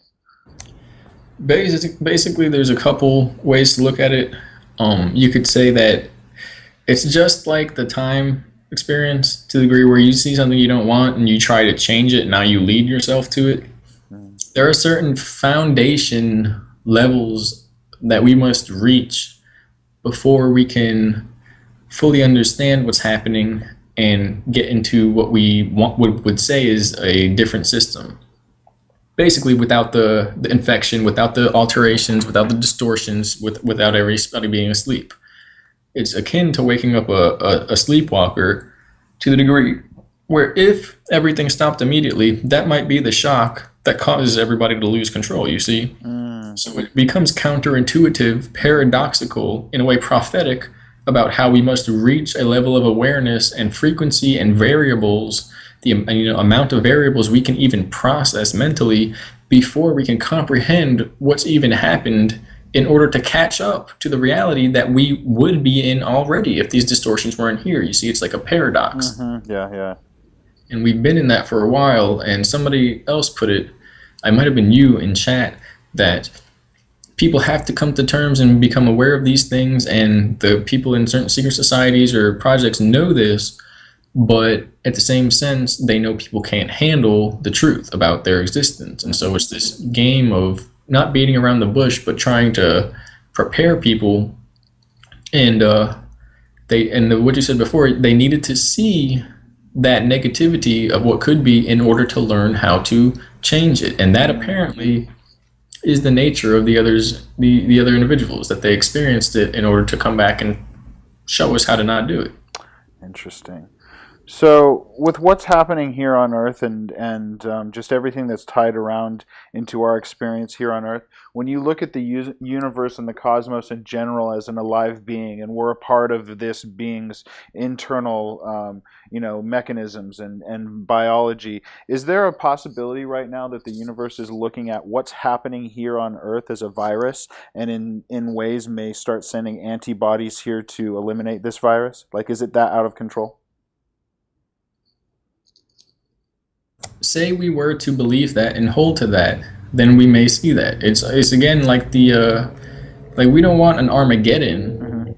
We want an apocalypse, an unveiling. No matter how intense it becomes, we come out of it like, oh, that was just another shift. You know what I'm saying, of consciousness. It wasn't World War whatever, which has been going on the whole time, as well as you could say the unveiling, but And so, I'm sorry, could you repeat that too? So the idea is that versus giving out antibodies. So if we create that and open ourselves to that, that can be done. Just like white blood cells, the universe is a body. Why do we know we can all get together and be who we are? Well, because a body exists of billions upon trillions of cells. Everything exists of many things working together in unison. There is no one thing in existence. The only way we could make things not work is by pretending we can't get along with it. So, and with that, yeah, if we all say me and you and everyone else that was awake just went crazy and was like, you know what, it's all BS. Let's just go, do stupid stuff. We'd probably cause a rift in space and time that would connect us to that reality. But then scientists in another dimension observing Earth would go, it must be a spiritual virus. It must be some external event. It must be some quantum shift in DNA that caused this, and there would be something there. And so the thing is, we already went through that. Now we're at the point where it's getting into the next phase. And I do believe we are the blood cells, the white blood cells.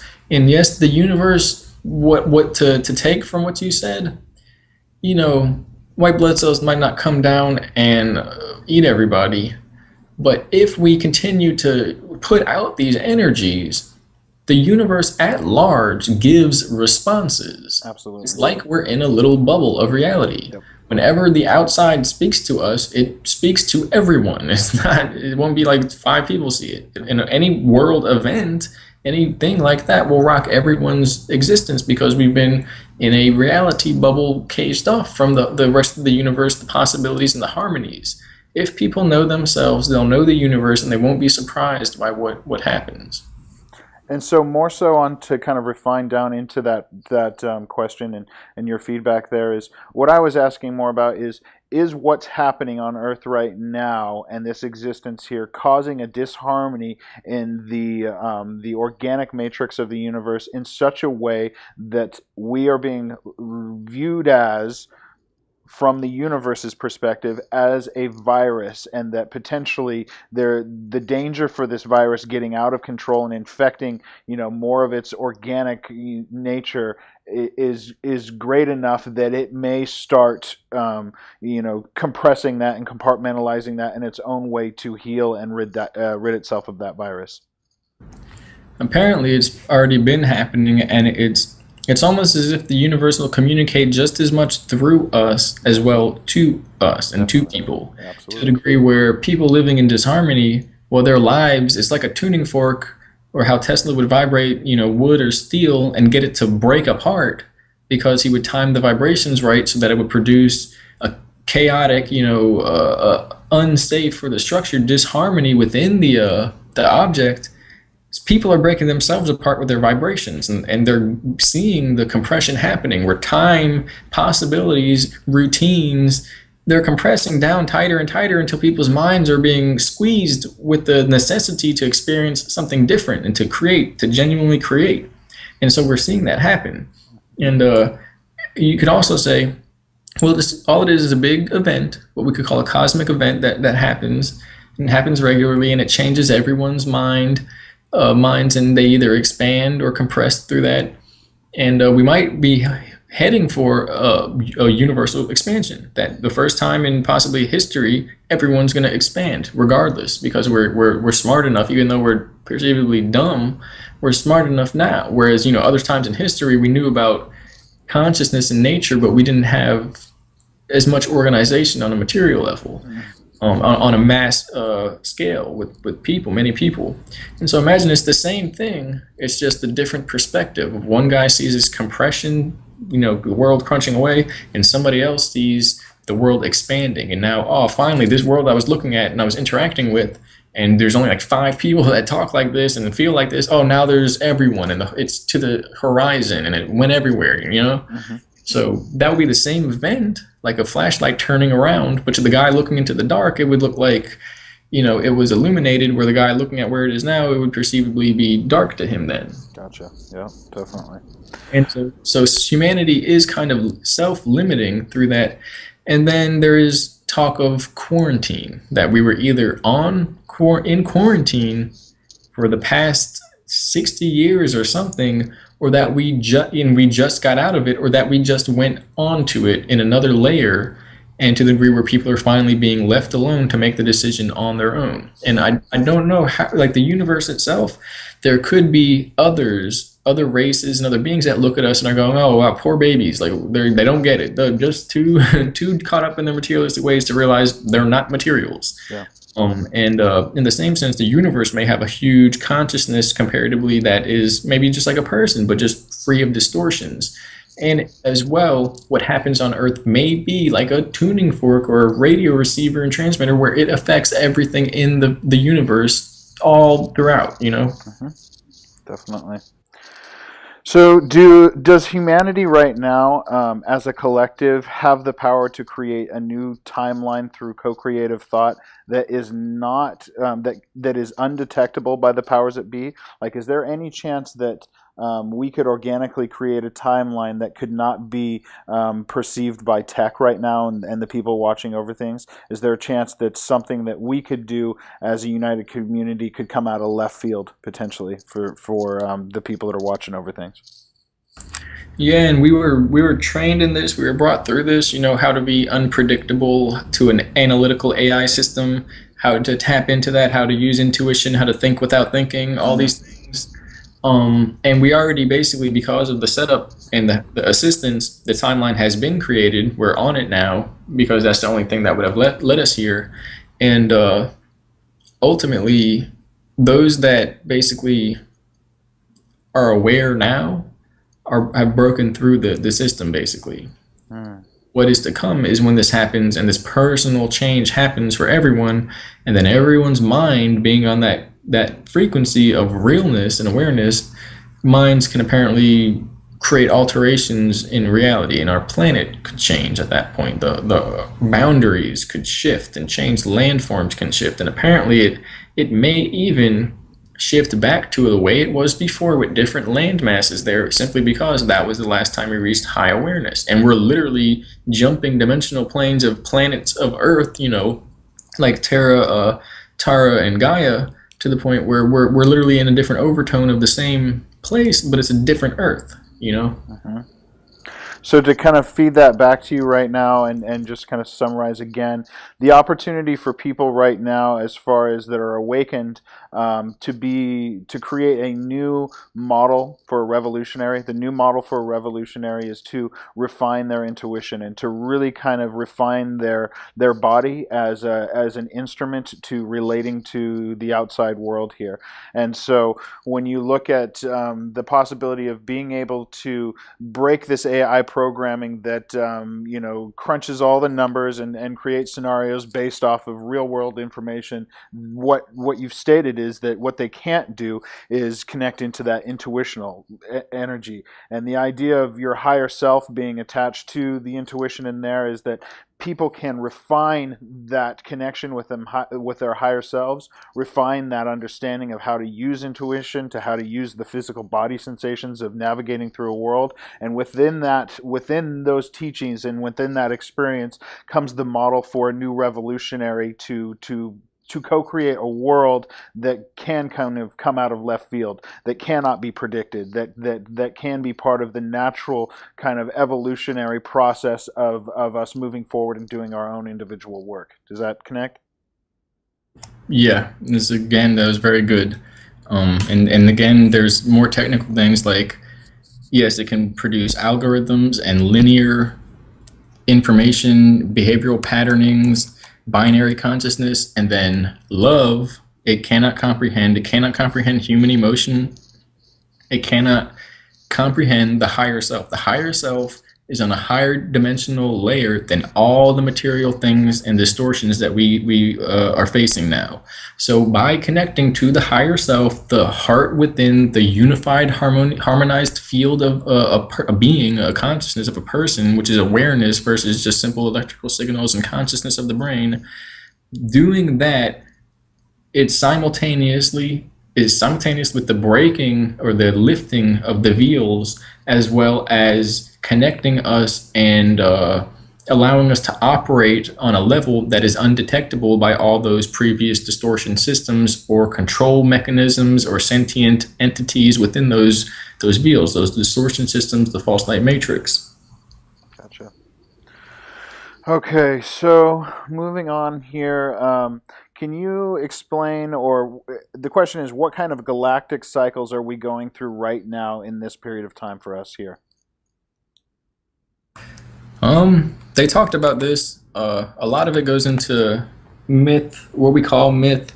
It goes into astrology and motions of the heavenly bodies and energies that are imbued from the light that comes from above, and basically creates these emotional genetic cycles, essentially mind cycles, and then that leads to activation opportunities when all the cycles of the cycles of the cycles, circles within circles, line up to the same original point, and we can all come to completion.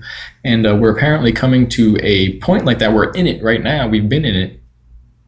We're like freeze framing in it and popping out of it and popping out of it. There's all, this is where the crazy stuff happens.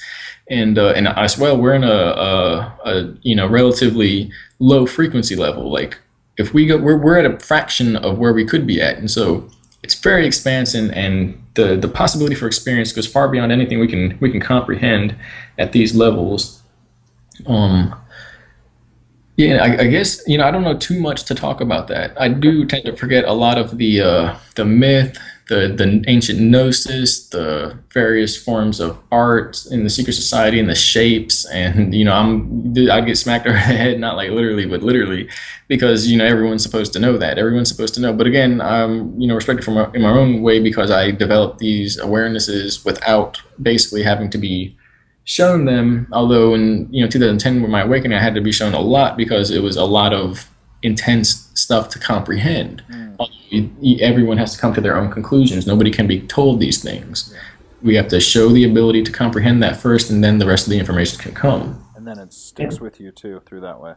Exactly, and that's what's happening. The best way I can describe it is that you look through history, you look through art, you look through the dimensions and consciousness, you look through the octaves of resonation and frequency, and how matter, space, and time all basically triangulate into these continuity of vibrational levels that they're contained within and interacting with, and spectrums of light and vibration and energy. We're getting a time where they're all coming into phase. One way they put it is that the physical body, the mental, emotional, temporal, and spiritual bodies are becoming merged as one. And the veils were the splaying out of the one being with these bodies, like something solid at one end and something etheric and subtle and refined at the highest end, the other end, and that was the creation of the veils, the 9 veils, and that by combining them all, one, all of time links together and awareness expands throughout that, which is, it's intense. We'll know what we are, just like seeing through the tech and the time machines, the time scenarios, just like seeing that from a director point of view, we know now all the secrets of the show, and it's like, oh, I didn't think it was like that.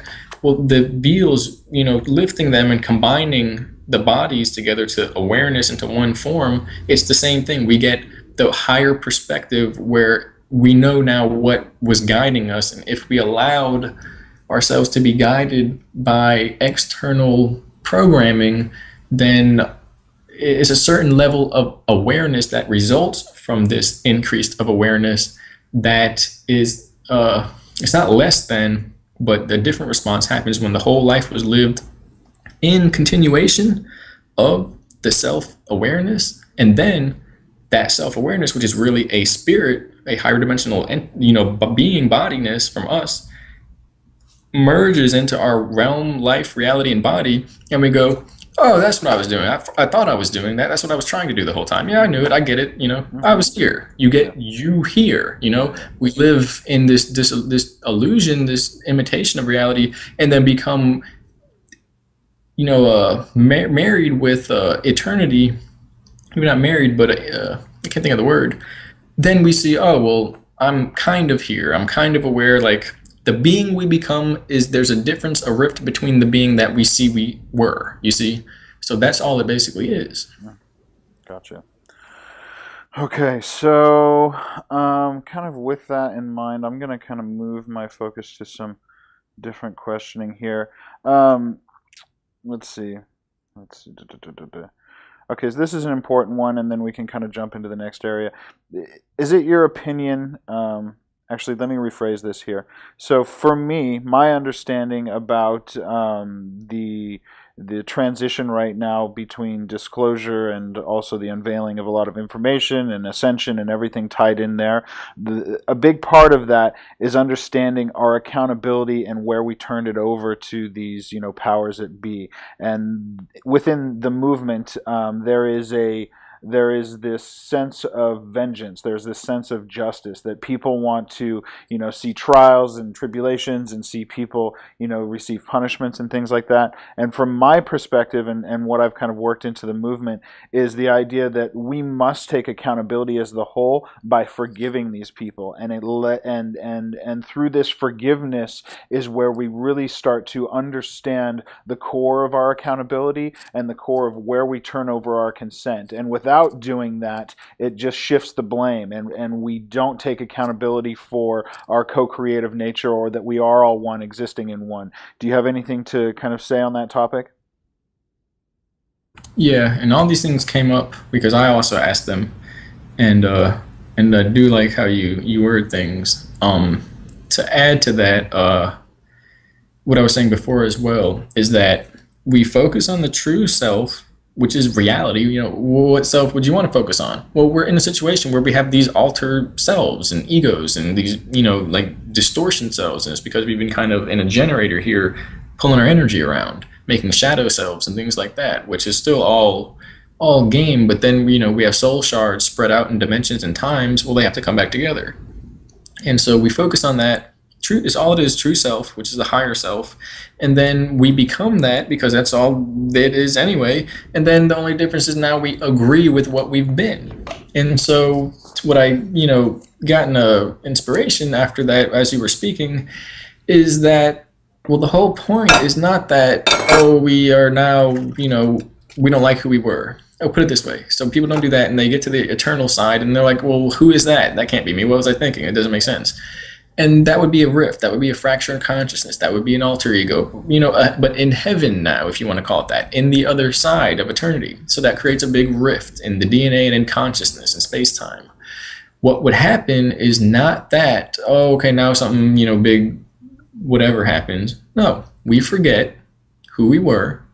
And as a result, the same events take place, and we drop from the highest eternal self back into a physical temporal body, and we rerun the same cycles over again for millions of years. And we've been doing this apparently for millions of years.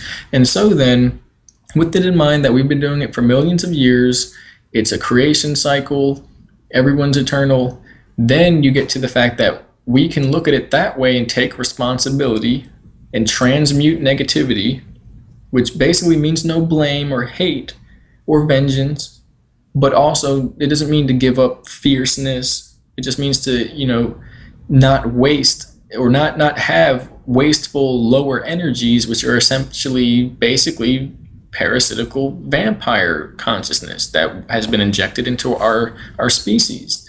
And it means to forgive. And this came up a lot in the unveiling, the awakening, where there are certain people around saying forgive, but don't forget, because that's a very common saying. But it doesn't mean that we forgive and then we just turn the cheek, and then a slap comes from the other side and we forgive and turn in another slap, and we're just sitting there getting slapped back and forth. We forgive, but we move into this awareness with the fierceness that people move into oppression and move into hurting others. We literally move into love, the loving state, with that same fierceness. And when you combine fierce and love, you see, well, okay, I don't mean the lovey-dovey or lusty or illusory version of any of that. It's literally sacrifice, but again, that's a heavily occultic loaded term where it could be used against the person, because we're not sacrificing anything. We're cutting. No, we're not even cutting anything out. We're raising energies so that the lower energies transmute into higher, and the frequencies that we are required to be on for these negative experiences and emotions, which only burn up the self. They only disconnect us from the soul, the self, the true self, and create these ego paradigms of defense and requirements and mandatory insecurities. Those things cannot exist. It would be like waking up out of a dream.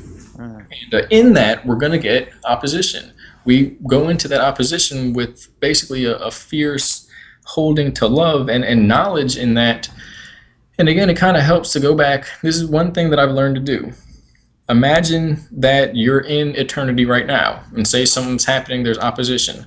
Well, how would the eternal nature of the self, how would that, if I was literally in eternity about to jump into this situation and go, this is how I'm going to handle it, how would that me handle it? More one does that, the more they'll get energies that overcome all the negative, all the distortions, all the physical, and provide insight and information. And it is a form of disassociation, but technically it's not a form of disassociation, because do not, I can't tell you to do anything or don't do anything, but I'm not going to have a drawing on the wall, a idol, a statue, maybe a location where the energy is good, and then you look within, and that's what your image is, which is not an image, it's not a hologram, it's reality, it's spiritual, real reality, which is like light, etheric light in some type of space-time. Yeah. And we look at that and ask ourselves that and pull out that nature, and so it's very much basically, if people think that people who basically they would want to hurt or whatever for doing some of these projects or controlling the entire world, haven't thought of ways to use their anger against them and lead that group of people into destruction and self-annihilation, then they don't fully comprehend the situation. It's a soul challenge. It's the only passing ticket, the only people that get past the toll is with higher consciousness. The Egyptians have the Book of the Dead, and how there's a toll keeper that they weigh your gold with your your soul, and if you give him enough gold, he lets you into the afterlife. The gold was higher consciousness and love. And so the idea of, I just wrote this down as I was listening to you, and just kind of letting it wash over me. The idea of forgive and forget, it's more of forgive and remember. And within that place, within that phrase of forgiveness and remember, comes the opportunity to build upon the foundation of every moment and continue to climb upward. When you forgive and forget, you're just pulling yourself back down into the same level of consciousness to re-experience the same lessons. And the idea for us moving forward is really to forgive and remember, and use that as the platform to take another step and another step. And each moment is the acceptance of the experience, and always choosing to remember that knowledge is knowledge that builds upon the platform to rise us all higher and further. Very, very much so. Very brilliant way of putting it. And I believe they even came. We all concluded on that term: forgive and remember, not forget. And Mm, it's because that's the extra dimensional outcome. It's unlimited, interconnected, continuing, expanding pattern instead of repeating. Whereas repeating is okay, Mario, whatever, Super Mario, and we get to level whatever, then we press the reset button and start all over. That's repeating. No matter how far it goes, it continues to repeat. What is it's ultimately, if it's based on finite principles, you'll play the game so much. Well, people know the game how to play blindfolded. It's like, well, life can't be that way. It's infinite. So there's always learning. It's always continuing. So creating that repetition pattern is not the real thing. The expanding pattern is that trinary pattern, and it is something that leads to, like you said, the next step after the next step, which I kind of lost my idea of how it works, but it's a higher dimensional. Well, that's why it's higher dimensional, and I don't know why, because I'm not going to point out the fractals of degrees and angles that produce this shape, because that's what they have. They map it out all in shapes and stuff like that. mm. It's just that, well, what is one and then a zero and then one and then we got somewhere, okay, reset again, and no matter how far we go, there must be a reset. All that can do is continually create a endless pattern of repetition. Mm. The truth is, we can go on forever. Hmm. We can literally go on forever. It's And infinite. there's always going to be something else. It's Hmm. just what energy and form. Hmm. So when we mesh with that, what are we going to do next? Okay, this is whatever the situation is. So what? What's next? How to continue life as we are on a high frequency that leads to an eternal awareness in the face of all these other oppositions. And yeah, so forgive and remember symbolizes that very well. All right. So we're about 2 hours into it here. I'm totally good as far as my energy goes. I just want to check in with you personally. You go take a piss. Do you want to keep going? I mean, I've got a shitload more questions here. The in-depth conversations that are coming up and being provoked by just these single questions are, great information, and I'm really really connected to just kind of the energy right now that's bouncing back between us and the interaction off of that. So I'm open to keep going. It's really up to you. I just wanted to check in with you personally how you're feeling. Yeah, I feel the secure positive channel as well. Awesome. And I could go to the bathroom though. Yeah. And as long as you think it's not just rambling nonsense, I know it's not nonsense, but I can't really predict how people are going to take this stuff because So it takes so many different ways. you know what, Og, you got to step out of that and just accept yourself as the conduit here, because that is what it is. And what I feel to being of service to you is this information comes to me in a way where I digest it, and what I'm trying to do is, after big chunks of it, then kind of transmit it back to you within the dialogue, and then you verifying that. And so that way, as people listen to this, the information washes over them on a level where it's absorbed physically, but then it's condensed down and fed back to them in an auditory way of a simple concept that unites it all. So I feel like that way the information really does start to work on people, and I think that you and I have this kind of yin yang balance in this connection right now, where there's a lot coming through you, and I'm holding a real strong space of receiving it all, and then helping kind of refine that in an individual kind of sphere of energy, and putting it back out there. That's how I'm receiving it and perceiving it. Yeah, and I think that's why this is working. Yeah, It's totally. like a secure channel has formed. Yeah. And I always used to do that to the point where I could start backwards from my conversation or answer and end up at the same point I started with, but in a new way. And it would always like come out like that. And it's almost as if going back, you recapping, condensing down, me having that on my mind and everything moving from where it was in a basically a respectable manner, as if it's angled in response or in respect to each other angle, as if we were making a shape. And it's like a spiral is being formed where each level, one can bounce from one level to the next, and the lines on the level will then connect from meaning from one point to the next on the different levels as well, linearly around the whole track as it goes. And that builds Absolutely. this big expanse picture. And that is what reality is. It's a fractal nature. And that's why the consciousness issue of all of this and the technology, it shows that. It shows big webs of diagrams, like somebody's working up a big, huge fractal reality matrix, and it's not the false one. I mean, technically it is, it's time. Hmm. but it's geometrically sacred, geometrically sound, and what that means is there are lining there are points that line up, and they Yeah. connect to like bubbles, and we have all these almost like mind wormholes where all this information floods in. And it's good. Definitely. I'm trying to recreate that, without trying to, and you're automatically bringing that in because the process of checking and rechecking and folding, it's doing it. It's like a flower growing. It's doing it automatically. Definitely, and I feel that too. This is not forced at all. This feels incredibly natural. I have had some physical sensations come through. Just to kind of give you a heads up, that forgive and remember, when that kind of came in through me, and then I wrote it down right here. My entire hands up to my lips started just kind of tingling. And when I think about it in context to the full disclosure now movement and things like that, I feel like that's where I need to encapsulate that idea, because that is a big part of that movement, is basically accepting the accountability for where we're turning over our consent, and being able to work with forgiveness. But that term in particular is hardwired with something, because I felt it on a real physical level. Yeah, and it might be many things giving you that inspiration. Yeah, And as well, that is a very difficult topic for people to understand. So absolutely. it's like a hard point of where we want to connect with people to. Are you there? Yep. Awesome. All right, so kind of recount and start where we left off here. Can you explain what you know about the human physical body and how it serves the soul here? What how does it serve as a vessel for the soul? How does it interact here? Do you have any information on that in particular? This is a very complex topic.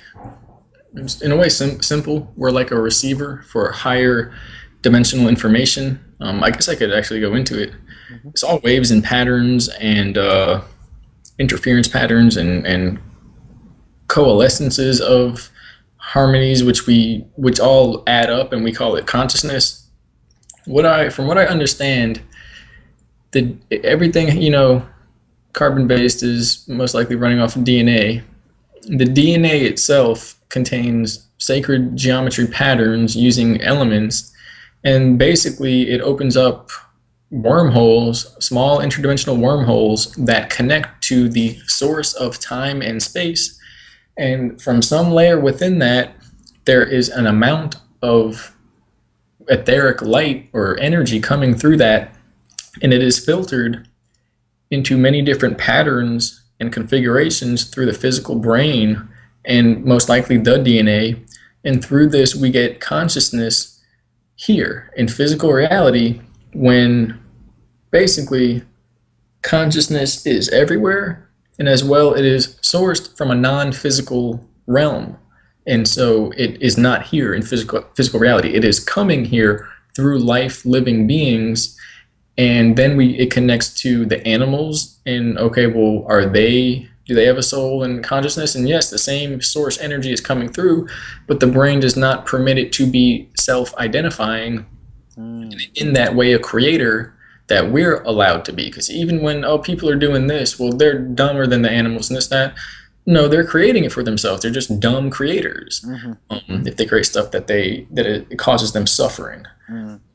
And so this ability to create and basically manifest and in that way guide or control reality, atomic reality, is sourced from, we only call, all I know is it as is a source of it as is source. And there's really no way to describe it because it's beyond times, it's beyond shapes and forms, and it's the ultimate form and time and shape that is both what everything here leads to and what everything here came from. It's the all and the only thing that can be, has been, and ever will be.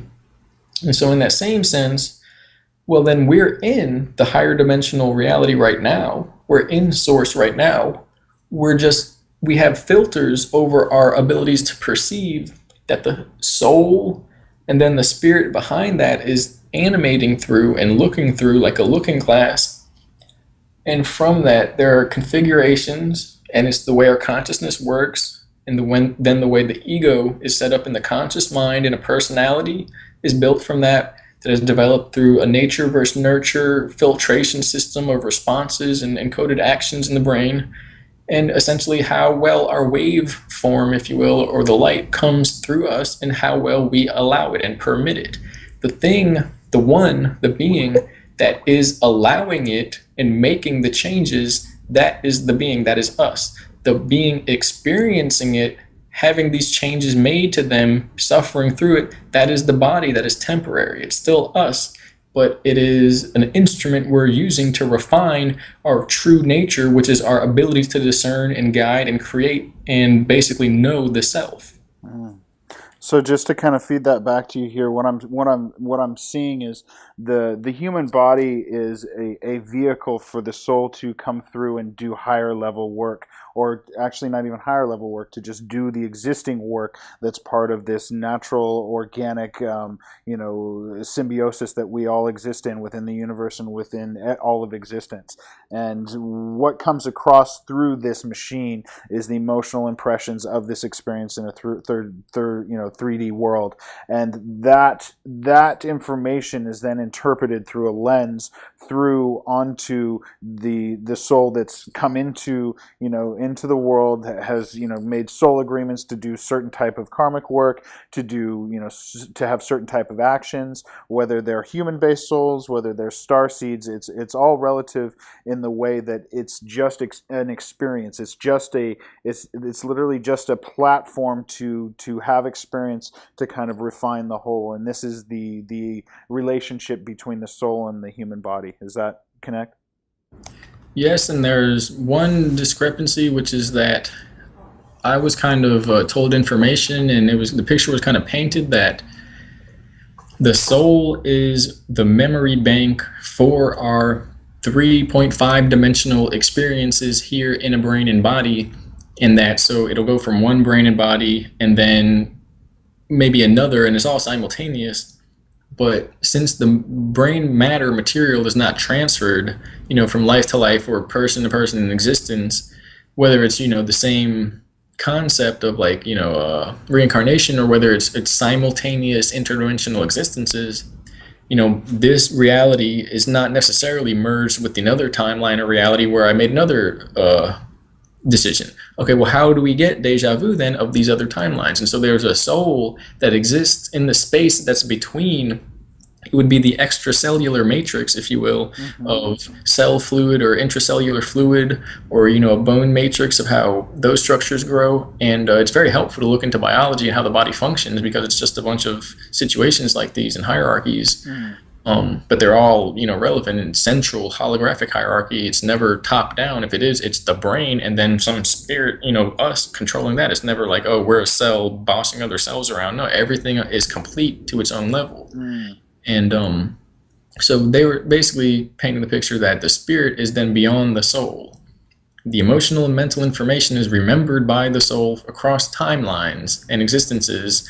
Then the spirit is basically remembered by the universe and contained by that. The mental emotional information contained by the soul, and the spirit then remembered and contained by the universe. And we become basically interconnected. The soul then interconnected, leaning towards the body, but as a midway for the spirit. And then the spirit then interconnected with the soul, which is talking to the body, and then the spirit then interconnected with something larger, some larger aspect of the universe, which is probably a hyperspatial realm, world, or perspective where times and spaces are intertwined in a higher dimensional way, kind of like one of them floating cube GIFs or something. And it's just a different experience. But within that, imagine each rotation of the device, the cube, or whatever the shape is, we're experiencing lifetimes worth of energy at once, So it's beyond what we can imagine. In the same way, it's just another spiral of the same expanding pattern, but again, it's an expansion trinary pattern. So then you can zoom in and out of the fractal indefinitely. You'll never have a loss of information. It'll only continue. And so it's a very expansive experience. And again, to go kind of to loop back around, this aligns with the idea of cellular memory, and also the idea of these Akashic records and us being able to have access to all experience, from an internal level, if we do the work and refine ourselves enough to be able to hone in and access that stuff. But within all of us, within our DNA, within that space where the soul exists, that information is accessible to all of us, correct? Yeah, and I think that might be. I mean, that's again brilliant way of putting it. I think that might be what soul is. The DNA and the genetic information, it's stored within, not in the brain, like, oh, my memories are here, they bounced out of one realm to the next. In the DNA, it's transcommunicating between dimensions, and our cells hold this knowledge, this light knowledge, or this whatever it is. They hold it, and we can tap into it. And when we become aware of more and more dimensions and selves and times. So that means we're going to become aware of the trauma that's holding us back. It's like a balloon expanding with a belt on or something. And so it's hand in hand with that process of waking up, of kicking out the rigid containment systems that are perceivably holding things back. I wanted to say something else, but I forgot it now. Okay. I should have remembered. Do you want to take a second to see if it comes back, or move on? Do you remember what you just said to spark it? It was basically around cellular memory and also the Akashic records, that all of this stuff lives inside us. Okay. So how I was saying, there's one side and the other, Ascension Tech. So they have these tablets and these devices, computers, that you mind interface with it. And now you're getting 200,000 years of information, up to millions of years. And you're talking about glass tablets, like glass pads? They reverse engineered them or created their own to meet up with that technology, and they're not as sincere as those. Basically, people would hit the tablets and go insane. Gotcha. So they reverse engineered it and filtered it through a system, so now you only get what your brain can handle. It's a governor system. And again, then it's, I was going to say you might only get 1,000 years at a time, because now the tablets and all that, they do that. It is beyond comprehension. It is beyond comprehension. But then you have some guy in India, dreaded and smells like cow poop, smoking weed, and he's tapping into the same records. Like, oh yeah, 2 million years ago this happened, and the solar thing here, and the dragon in the sky there, and then this happened. Well, he doesn't have a glass tablet. How is he doing it? He's connecting with, most likely, the other version, the real, well, not real, but just the different version, the soul version, which is the Akashic records.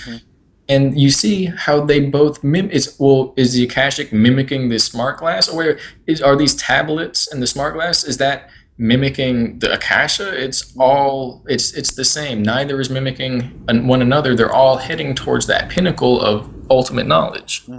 Definitely.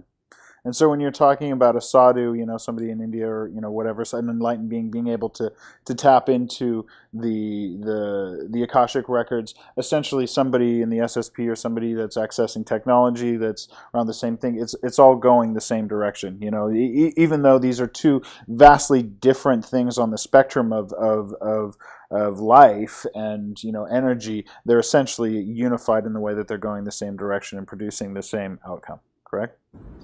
With the organic tech, especially these, what they said were left from previous civilizations, very much so, yes. With the purely transhumanistic, born out of fear, desire to stay alive through technology view, that tends to lead into another ego realm created by that, manifested out of the universe for the soul, to the spirit, or whatever it is, probably the soul, to experience and work through on its own. If we keep the trinary system and don't base everything off of fear, and it's not necessarily fear, because a lot of people based it on, well, I'm trying to save the world, and now death is no longer a problem.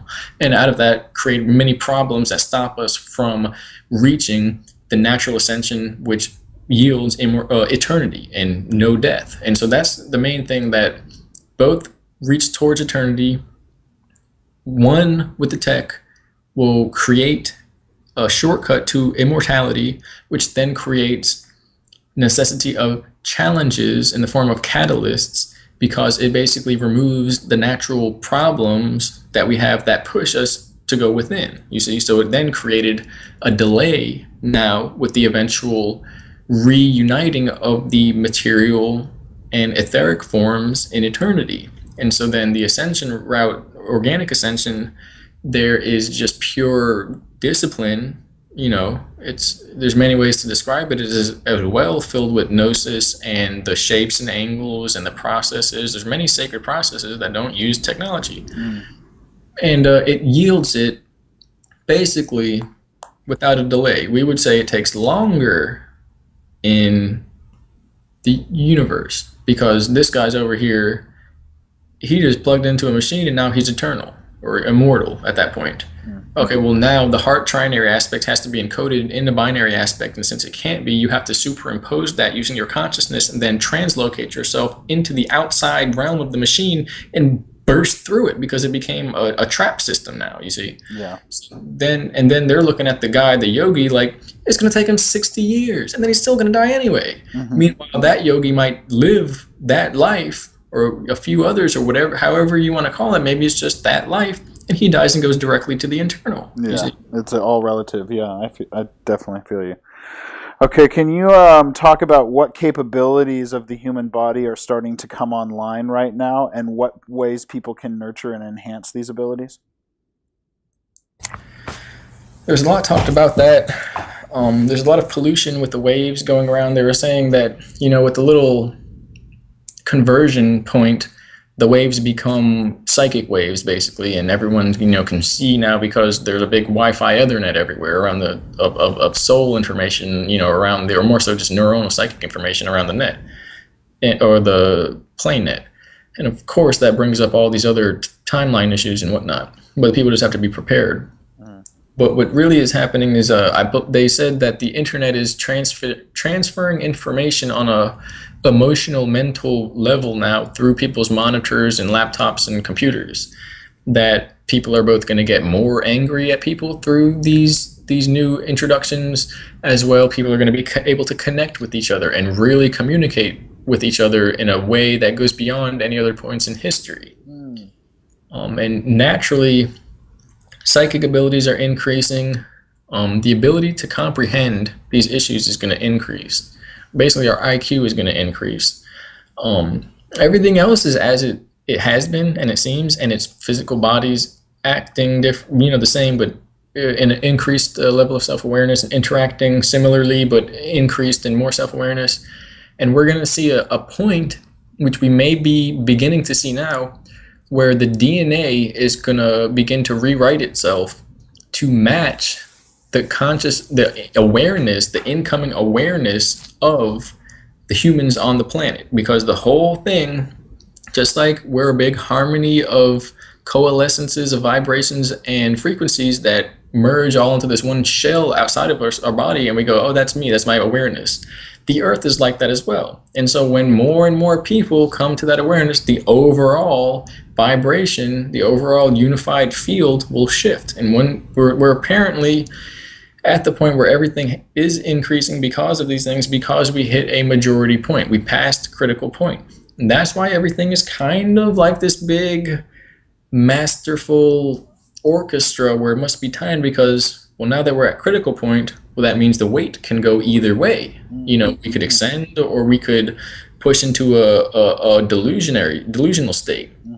But then it's like one of those games or something where, like, don't waste your time playing games, but there's computer games where it's like you balance the board across a centerpiece or something and you kind of got to move the mouse around. It's as if that's happening, and every time it leans to one side, these events are going to be happening like they already have been to balance it and keep it moving in the side that it is supposed to, which is basically towards a viable temporal existence. Okay. The lower realms, physical realm, may become any reality. The highest is that people are going to merge with eternity. What the middle is, which is what Earth is the middle between one spectrum spark in the universe and one other spark in hyperspace, and we're that trans-dimensional flux of the two fields meeting in the middle, and that interference pattern is what we call physical matter. that's going to be, if it's all according to self-awareness increasing, it'll the social structures will change and kind of dissolve and melt away, like I was saying before. Monetary systems and a community styled society, honestly, people are going to get a lot of emotions. The awareness increases. Basically, this is what we talked about in the situations. What happens when one person goes through that, when they, put them in the ascension device, because it's called a ascension device. Mm-hmm. Well, they go crazy. They just almost pull their hair out. They're like, what are these things coming up to me trying to basically pull me into their realities? So, and it's not, again, it doesn't, they said it didn't have to be that way, because that's, a big deal for everyone to go through, although it could be, but if it does go that way, there are people in place to balance that out. But people they go loopy, they go kind of crazy. They get emotional, people fight, people cry.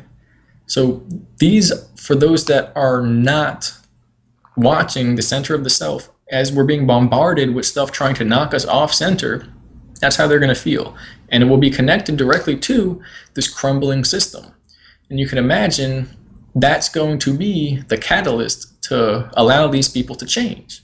Instead of, there is no system, we're all out here living in utopia, and then all of a sudden everybody just starts punching each other in the face. Yeah. That would be more strange or inexplicable than if we have a crappy system. Imagine the system was invented. Everybody, let everybody go. It would just be whatever. But this still would have to happen because people developed unawareness. So they developed this fake system to light on fire, burn, run over, crash, rip apart, and everybody gets this cathartic experience of watching why they feel the way they do play out and get it out of their system and get rid of it and accept it. So with those that are aware, they're going to probably get more awareness around the world of these issues, of these changes. And from there, there are plenty of phenomena, psychic phenomena and interdimensional. Most of it is controlled. It's literally technology, or even soul technology. So I don't mean like ghosts and things like that, but basically spiritual ascension and awakening, where the trauma comes to the surface, the bodies tend to mesh, and we get glimpses into the beyond, and many things happen with that. It's really not, it's indescribable. But when these things happen and we see more awareness playing out, we see more people talking about these things, we'll know that they're going through the same issues, the same things, the same experiences. It's not an issue or a thing. It's an experience of life. And it's naturally part of what's going on right now, just within what we're all experiencing and co-creating together. It's a natural effect of that, correct? Yes, and again, imagine that it could be it could be distorted. Yeah, definitely. But it could be accelerated. So you see a technological enhancement to the natural process, and it's, well, what does that equal? It's whatever we make of it. So what are the ways that people what can they do to assist each other in this time of transformation right now? It goes back to sharing knowledge of everybody that has an inkling of a suspicion that something is going on, connecting and speaking out, talking to each other. That goes down to fear and alchemical transformation, and that if anybody isn't paying attention, well, guess what? It's because they're afraid of the truth. If anybody isn't knowing that these events hurt the earth and that they're hurting the earth, or they're hurting somebody else, well, guess what? It's because some part of them wants to do that, and they don't care. They want to see that end come about. So facing that is one of the biggest deals with that, biggest situations, is facing the shadow consciousness. So that's like, but how do you play that out? People have been trained for thousands of years to handle this task for humanity. So what we could do is look for the signs, the knowledge, as well as create them and take part in that sacred geometrical expression and expansion of this knowledge in society, in articles or videos or anything you can imagine, because those are limited articles and videos, that's just on a computer. What would we do if we all were given an incentive, a tax break, to go out and make friends and find our soul energy and our self-awareness? People would do something. So, and again, we are capable of anything. Because you can sit here and go, okay, well, what if, imagine 1 million people right now went out of this tax break, 50% tax break, if we go out and teach someone about the self-awareness within, or spend 3 hours trying to create that within ourselves, and then express it on the internet or in a social, anywhere. Yeah. what would that look like? Mm-hmm. We can backwards engineer, if you will, deduct that or find it through deduction because we would know it would not be fighting. It would not be a lot of what we see today. It would not be outward materialistic motivations and actions. And from there, we could kind of question, does that mean that we reduce and reverse what we're seeing today and work through that? The first thing aware people do in an unaware world is remove the aspects that keep everybody unaware, Yeah. or as well introduce the aspects of awareness. And so again, it's all entangled and tied together in this unified expansion of the self.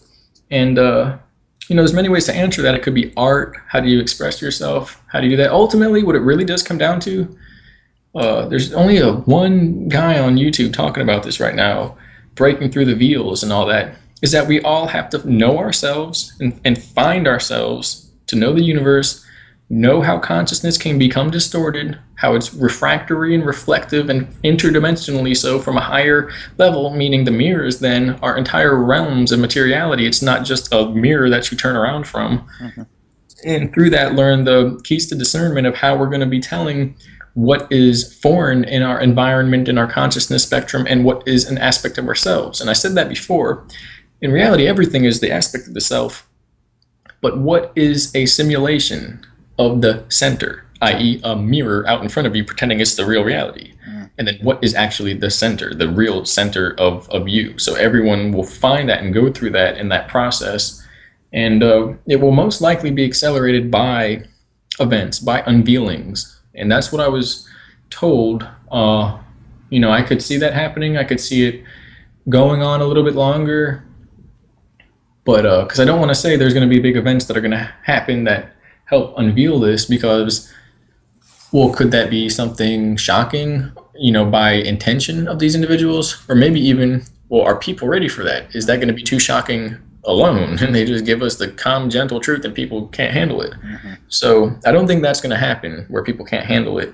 But we're going to see a shifting of that. And I guess the best thing we could do is people who are attached mentally and connected to this dissolving system of politics, media, drama, essentially war with the self, war with each other, war with ideas, war with identities, war with the environment, gently, metaphorically tap them on the shoulder and introduce them to the other aspect of the landscape of the world, have them gaze over at the un-chemtrail filtered sunset. Mm-hmm. And these things have to be done, basically. Those that are entranced, basically, they're entranced, like zombies. It's the zombie apocalypse is right now. We're in the middle of it. They're entranced into that. So we have to wake ourselves up enough to the point where we can wake each other up to the point where we can wake up those who are entranced inside the machine. Definitely. And so kind of to feed that back to you again here, what I'm hearing is the opportunity again for the people that are conscious right now and waking up and understanding these things, researching these things on an outward level, but also on an inward level where this information kind of touches with inside them and opens up things to them. Again, the responsibility, if you're interested in really kind of changing the paradigm of this world and really kind of creating a timeline together that's an organic timeline based through inspiration and intuition, is to go out and start connecting again with real people and to follow your intuition. And when you meet with people or have random quote unquote coincidental meetings or interactions with people, to listen to your intuition. And if there is something that comes up, to probe deeper within dialogue, and there are openings that happen with small subjects, even like talking about your coffee's too hot. That's an opportunity to start a dialogue with somebody there and to continually to lead that road of your own intuition and your own desire to give back to the community this information and to inspire others. You keep rolling with that. You keep working with people. You keep having interactions that are deeper. The intention around it is to get rid of the small talk and really go deeper, and use it as an opportunity to refine yourself out in the real world. Again, you're working on people, but they're also working on you, and it's this ping pong back and forth and you're both serving each other. Some people are at certain levels of understanding, some people are at other levels of understanding, but it's all of service to each other. And really the commitment to it is to be compassionate to somebody. The best opportunity for you to refine your compassion is with somebody who is absolutely, completely closed down to the ideas that you're offering. Where do you find yourself, in a need of having to define or, be right in your dialogue? How do you rid yourself of that? The opportunity is to accept somebody else's experience there and to work with them in compassion. And I've said, multiple times that the idea is that you share out into the world about, the reality of what's going on may just break some people's hearts. This information is so heavy and so completely shattering to people's, reality bubbles that you have to walk with grace and care as you're doing it, and compassion. And it's a great journey to be able to do that.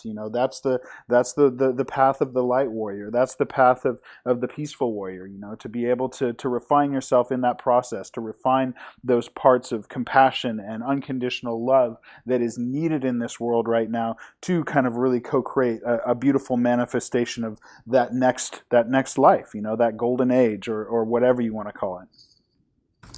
Very much so. Basically, exactly like you say it. Not exactly what it's great the way you word it.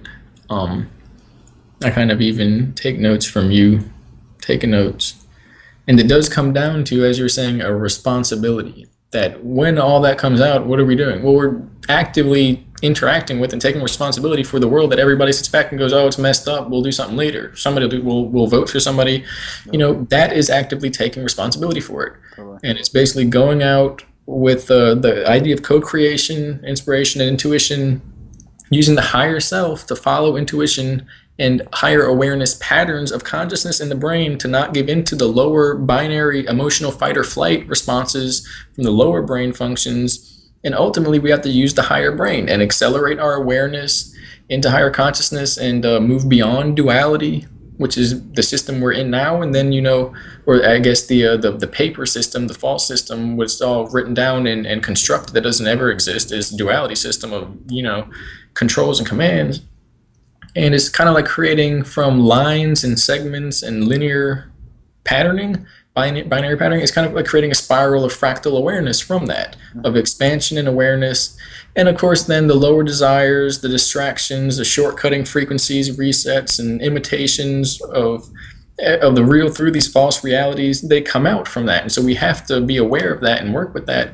And then you move on and tie it together when you say, because this is kind of what you said, that it goes back to the heart. We take responsibility, we go through these things, and we realize that it's the heart that is going to be challenged by these things. Yeah. And it's all about compassion and refining and learning and attempting to do that. And ultimately, that's going to be ridding ourselves of fear, because we can talk to these other people, we can have ourselves.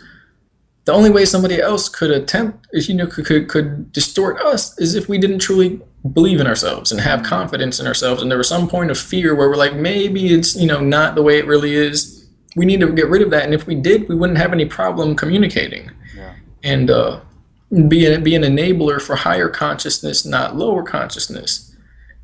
And it is people's hearts that are going to be taking this. It's the heart that is going to be weighted by this, because when the mind gets overwhelmed, sure, things get loopy, it gets confused. But when the heart gets overwhelmed, it closes off. Yeah.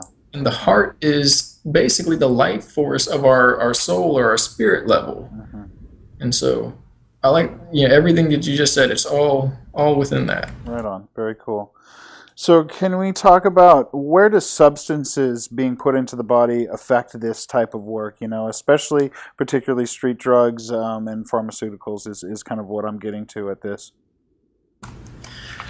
With psychedelics taken in a mastery format, meaning you didn't, the person didn't just take them. Mm-hmm. Somebody basically that's been doing it with their family or in their tribe or however that works. Mm-hmm. And knows the process to go through, where it's like going into death. That is useful for breaking the distortions and connecting with a multitude of simultaneity of higher dimensional awareness in one. It's, like going from the linear time scale to now there's expanse cycles beyond that. And apparently, the toxins, additives, hormones, preservatives, Hmm. animal DNA, especially certain types of animal DNA, street drugs, serotonin depleting drugs, endorphin depleting drugs, from cocaine being like alcohol, I think related to one of the survival nature nurture instincts, and people that were maybe neglected as a child or as an infant and didn't develop that first security often fall into those patterns of addiction that affect from the it's actually the opiates and alcohol, the Alcohol. depressants that Yeah. do that. And then the other one, like a psycho spiritual level, gets activated, and that wasn't activated enough on its own. People then get caught into cocaine or something like that, which then, Methamphetamines. Yeah, totally. exactly. And these actually act as portals for other consciousness. Hmm. So when we connect with ourselves by using things like that, just like the ritual, the psychedelic plants, the shamanic ceremonial plants. They say, well, this is a teacher, this is a portal to another world. It's the same with these other substances. And so people doing that, they're gonna distort their process. That will lead one into, for the majority of it, suffering. Ironically, there are a lot of people in the celebrities and the bases and stuff like that that use substances like that, and not experimenting on the children or the teens or adults in there. Although there is meth experiments, LSD, all that stuff, and the psychedelics are actually used to look into someone's mind and pull out distortion. But it's all technical now, where it's vibration beams. You don't actually have to take anything. It's basically, it's no longer chemicals. They can take the soul out of the body, and it's not like the body dies. It's like it's frozen in time, and then you're now walking around in temporal space. And so we can go through the veils and dimensions using that. Whereas, before that, they would use psychedelics, and everybody, the shamans and all the tribes and things like that, they use the psychedelics for that, as well as chanting, and it's all it is concentration. It takes concentration, and we'll achieve that. And then a lot of them are on meth. Basically the people behind the scenes that tend to be partying in those bases, those situations, as some of the whistleblowers describe. A lot of them are on meth and coke all the time. So it's a weird situation. But with that said, I'm not trying to put anybody down or give them a bad trip, but being on those chemicals it will cause suffering. Yeah. It's happening, like I said, because some nurture aspect wasn't reached in Yeah. childhood, and now there's a hole that wants to be filled, a lack, and substances create the illusion, the image of that, and it's not real. It creates a more repetitive cycle until there's no more energy left. Can you talk about THC in particular, and the way what I find interesting is that the legalization that's happening within the United States, within Colorado and Oregon and Washington, and most likely California next, is that there is a culture that's starting to definitely accept use of cannabis on all different types of levels. Medicinal, psychoactive, recreational. What is the effect of THC on the consciousness, in your opinion? So the medicinals and liquids that could benefit people that are being poisoned by the system, ironically, if the system wasn't here, that's now parading around allowing this as if it's like Mr. Savior, people wouldn't have these problems to begin with. You just juice, natural organic. Oh wow, there's no disease. Look at that. With the bioflavonoid, very absorptive and efficient vitamins that are found in bioavailable in juices and fruits and stuff, but fresh squeezed, like homemade. And to the point where Gerson and all that talked about healing disease, cancer. Weston A. Price went to these third world countries, and it's like, oh, they don't have tooth decay, heart disease, insanity, cancer. What do they? Oh, they just eat normal stuff. Meanwhile, the same people, oh, I go to my doctor, I do this, that, and the other. They're dying. Okay, crazy. But Weston A. Price found that out. It's amazing. Nobody knows. You look at him, Weston A. Price, and you see a bunch of pictures of him going around third world countries and looking at their teeth, their dental structure, their bone structure, their immune system. They're all in brilliant health compared to every Westerner you could pill. Even the people now, perfect teeth, perfect skin in New York. Well, look at their liver, look at their kidneys. I guarantee you, look at their lungs. I guarantee you it's not clean. So with that said, it's interesting that it's coming out now with all these big things. Poisons. I do remember something about cannabis being used to change the world. That's why it may be here. It may be here in some kind of involvement with a higher race, a higher dimensional race, like certain myths and legends talk about, mainly with the Dogon tribe. Is it the Dagon? Yeah. I guess Dogon. Hmm. And and then there's marijuana being made legal everywhere, and so people are gonna change their consciousness. The one good thing about that is they're gonna change their consciousness. All the people that saw the law as one way, they're gonna slowly see the law go the complete other way. That could play out, yes, into this like transhumanist, transgender, transhumanistic, trans desire, free for all system. But again, if humanity is pure, hopefully that wouldn't mean, wait, they make the laws so we can do anything and everybody starts, molesting and killing each other. Well, that means that the laws aren't only thing wrong. People have a problem with them, that they need to work out. And so we're going to get a chance to work all these things out and really control ourselves because the system's going to let go. Mm. And so the only thing, THC to a person who's waking up will open other chakras, will expand their mind. To somebody who smokes weed, it'll make them relaxed. Hmm. And so it can be used, but I wouldn't recommend people using it unless they're using it kind of like Terrence McKenna said, where it's like once a week and the largest amount you can get, biggest bong or something one person can find, cross-legged in a dark room, closed door, silence, meditating the whole time. Like that's what it would be Yeah, for. totally. Unless there's other experiences where the person incorporates that.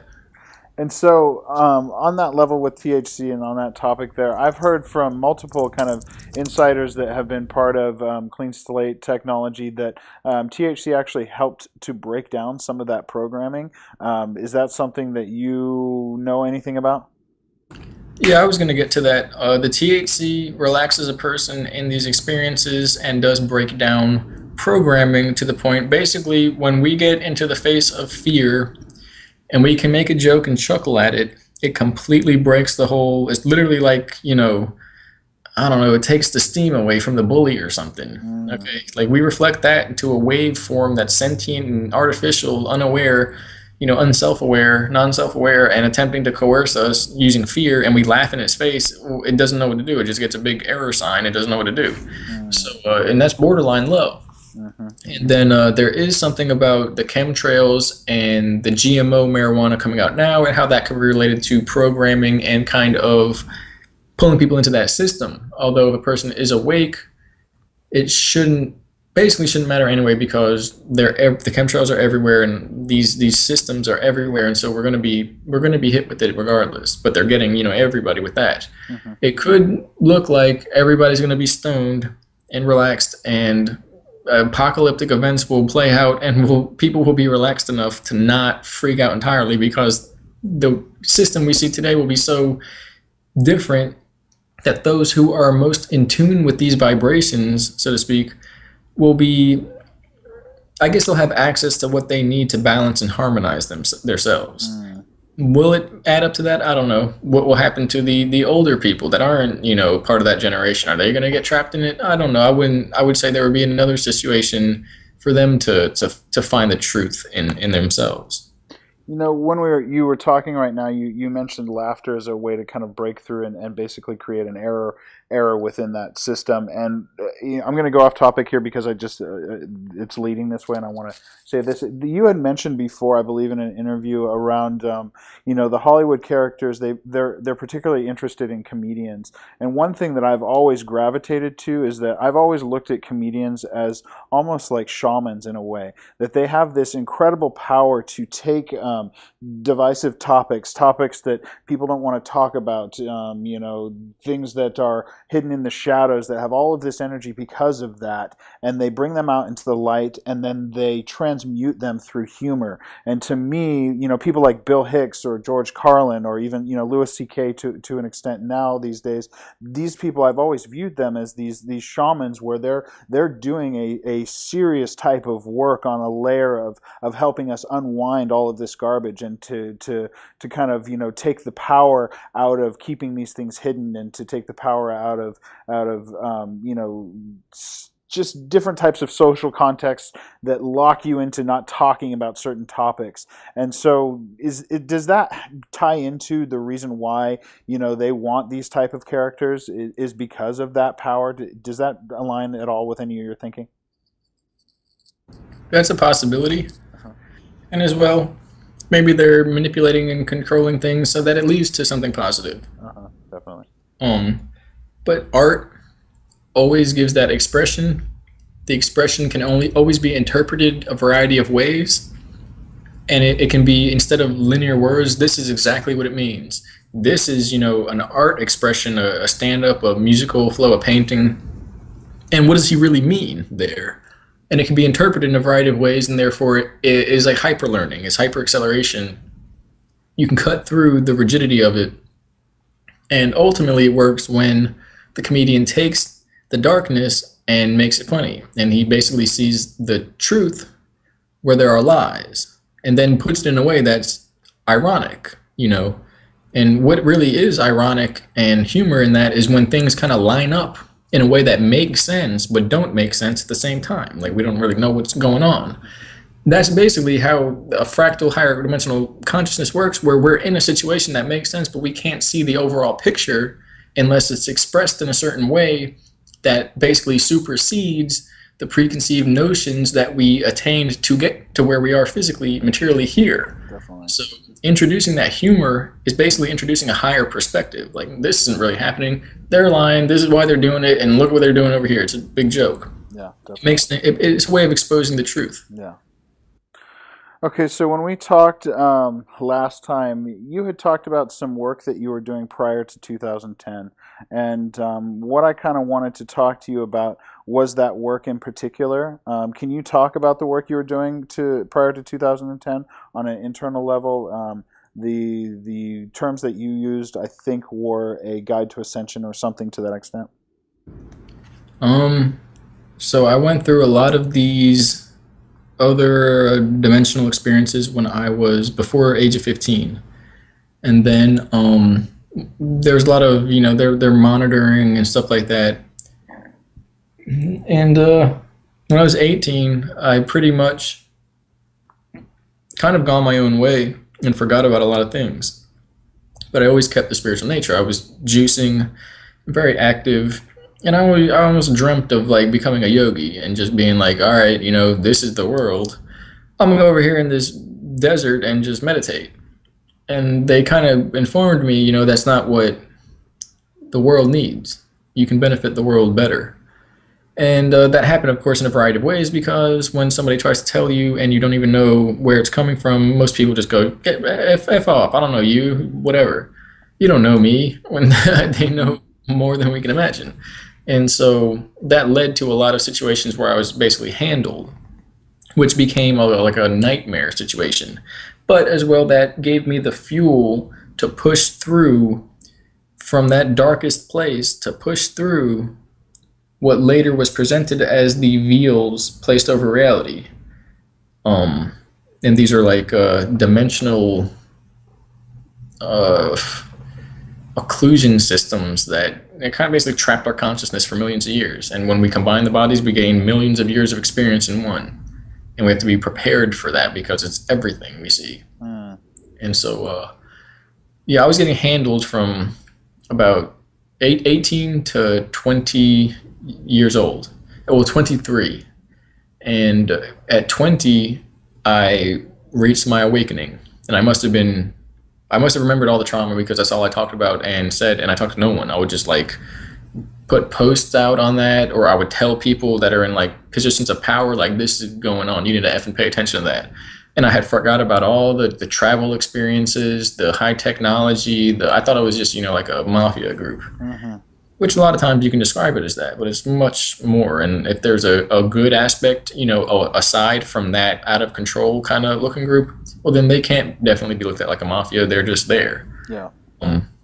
In 2010, I reached the awakening. I was 20, and yeah, I saw all of this. They broke down the veils. We went to examine various future possibilities, and they learned from us handling it, and was given a decision to try to help people by telling the world. And so here I am.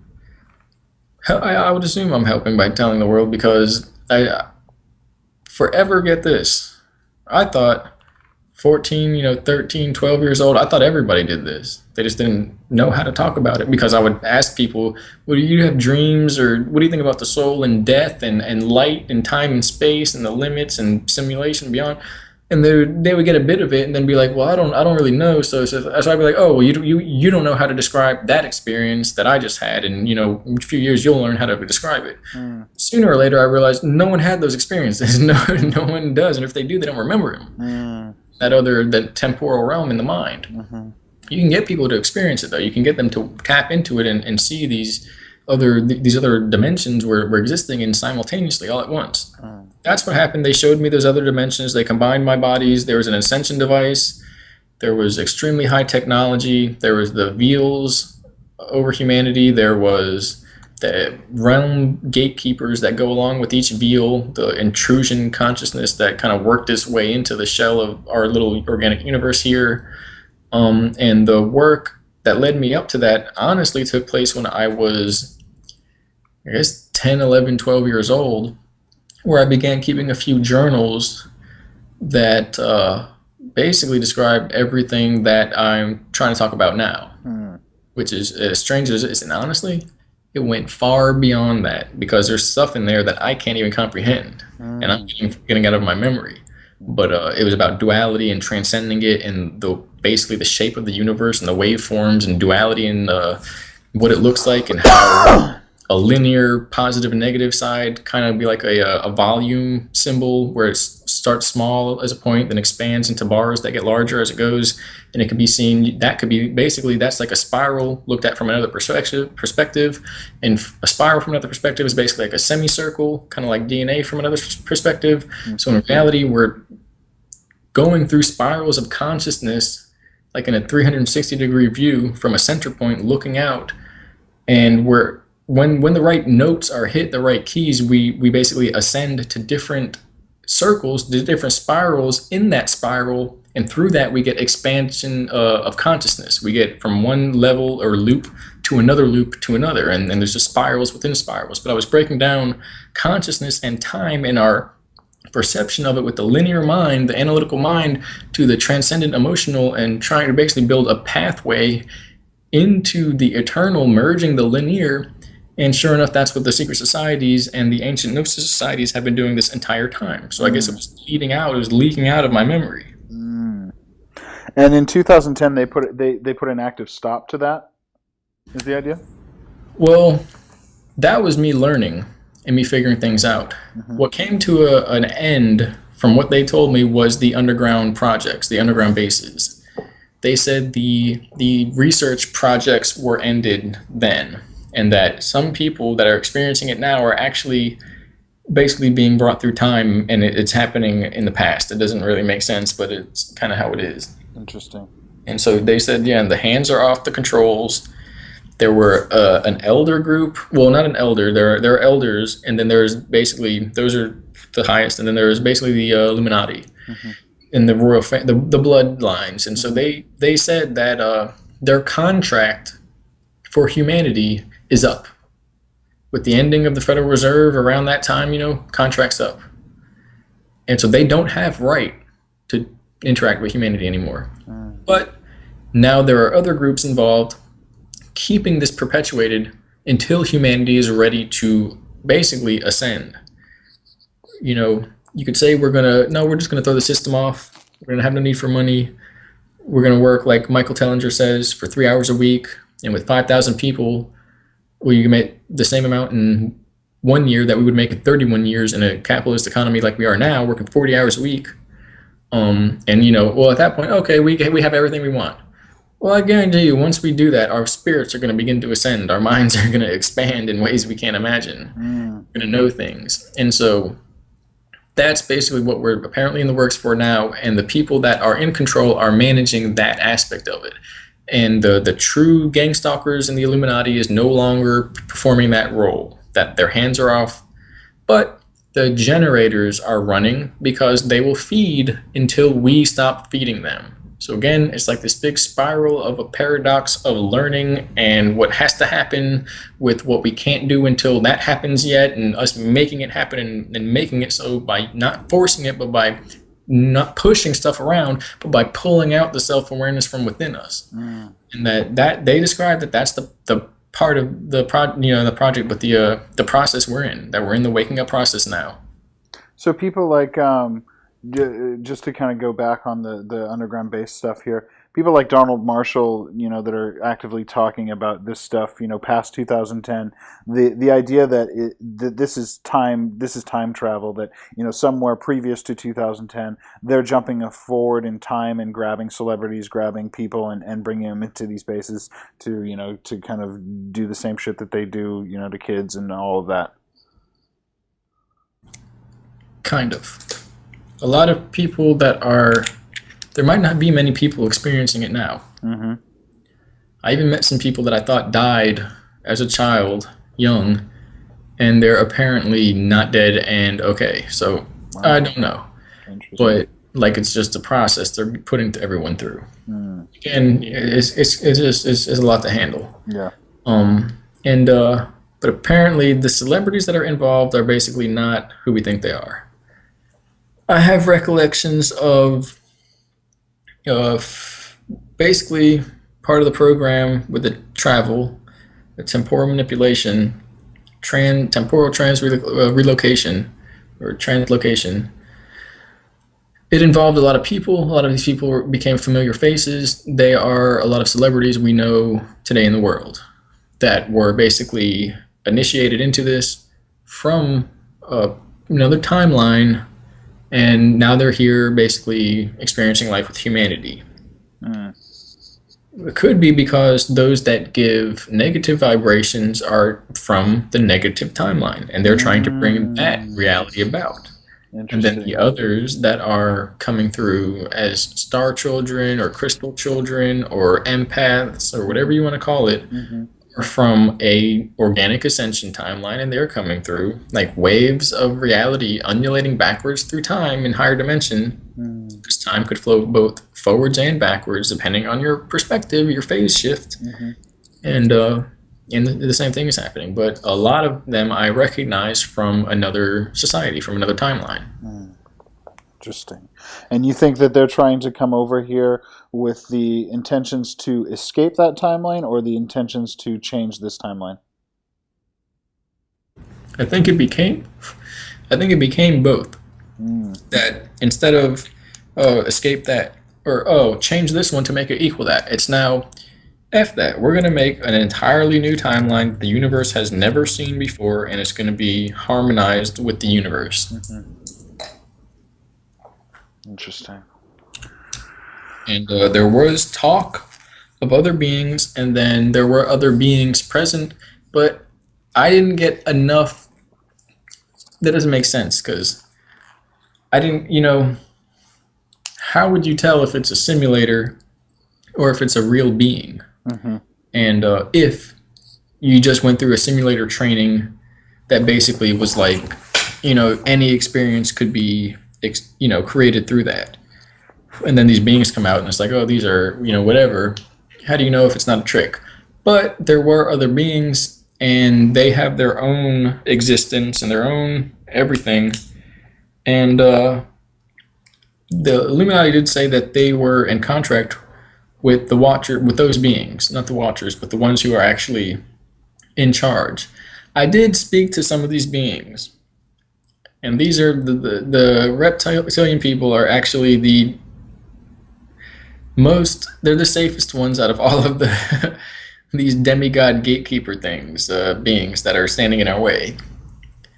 Because they're organic, we can learn from it by not, taking part in a fight or flight, emotional, lower brain, eat, sleep, sex response, Mm-hmm.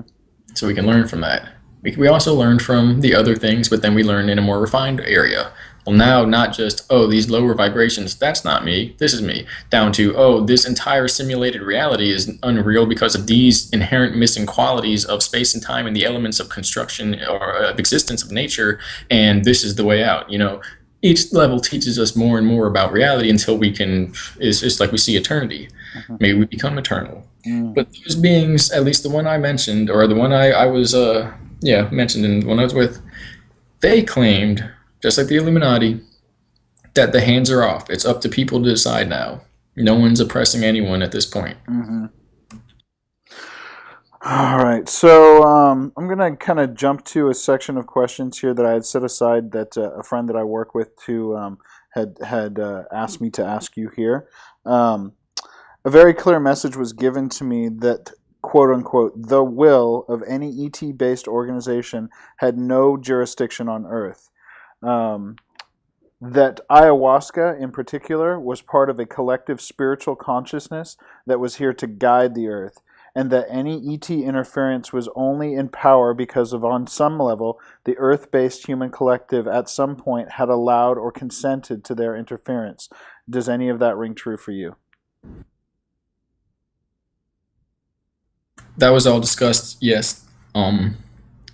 That was the quarantine I mentioned earlier. That no more games, basically, which is kind of embarrassing because now you see it's people. Yeah, totally. But that's it. Yeah. People come down, we hold court. Well, they did all this stuff to us. Well, when they let you go, you just did the same thing to yourself, and to the point where you're here. So it's really up to us now to break that illusion of false power that we have to give our power away. To give the power away, we have to first have the power to give. So, that means we have the power in the first place. Beings can't do stuff without the power that we give them, meaning they don't actually have power over us. Definitely. But yeah, and the beings that are here, and then ayahuasca being a natural consciousness, almost an elemental consciousness, but not quite, more advanced than that. Not it's actually a being, probably in higher dimensional space. That for things like that to still exist, to be here, they're ingrained in our natural consciousness and the consciousness of the planet. We now have the tools that the planet left for us, and we have a clear path without any interference other than that which is already pre-programmed inside of our minds. So again, it's just one stage reality to the next, but each time it's going to get more and more close, more and more tighter to focusing on the self, on realizing the self and the true awareness within, and it'll play out in these little reality games. So consent and agreement appear to be a powerful loophole for the interference of one's will upon another. Once consent has been given, is there a way to rescind or retract that consent? Yeah, I thought I brought this up earlier, but that is one of the things you got me to think about. Apparently, consent is the only law pertaining to freedom, free will, right in the universe. There is no other people. You can't do that to them. They're people. Oh, that's a whoever. You can't do that to him. He's this. None of that actually exists. It's only, did he allow you to? Or she, did they consent? Did they, in their free will and their ability to create, to emit, and to communicate through their actions and their thought emissions and their biology and everything, did they send you the message that they allow that? Or did they say, no, I won't take part in that. That's not part of my reality. Those frequencies, the spectrum, those actions, those beliefs, that's not part of my reality. So what it comes down to is we have to state our lack of consent, that we don't agree with the system, we don't agree with the deception, that the deception system, all of that. We don't agree with the material system that's been used against the people, and that we serve our power, and that we have to actually, then the other part of that, we have to live by it. That if we say, I do not consent to being bombed and sent to war or poisoned and have stuff sprayed on me and used as food sources, and then they go out and bomb their crops with their harmful GMO crops with destructive DNA damaging glycophosphates, and then they go beat their wife or something like that and poorly slaughter their animal. And again, I don't think eating animals at any rate will be considered a higher dimensional aspect.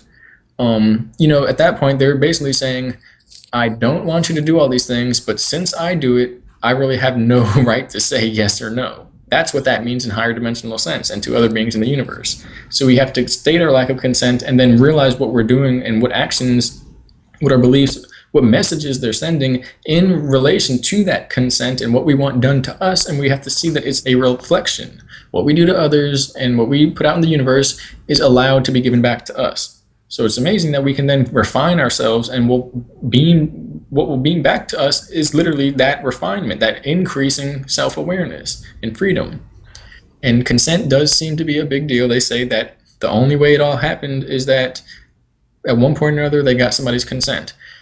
Yes, once you get to a certain point where it's happened enough and now you go, oh, this is happening. I'm not a victim. I consented to this, but I don't want this anymore. That's consent. And you can say, I do not consent to this anymore. Now I know what is going on. I did not know before.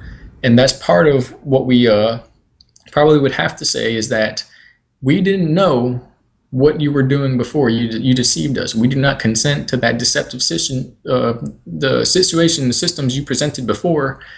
We retain our power, and where we go from there as far as what we do consent to is up to us.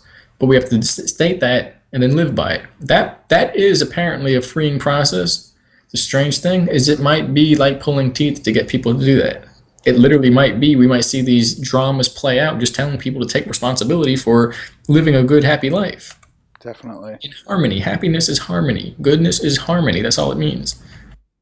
And so I'm going to feed it back to you here again, just based off of just the question and then also the response and my own intuition.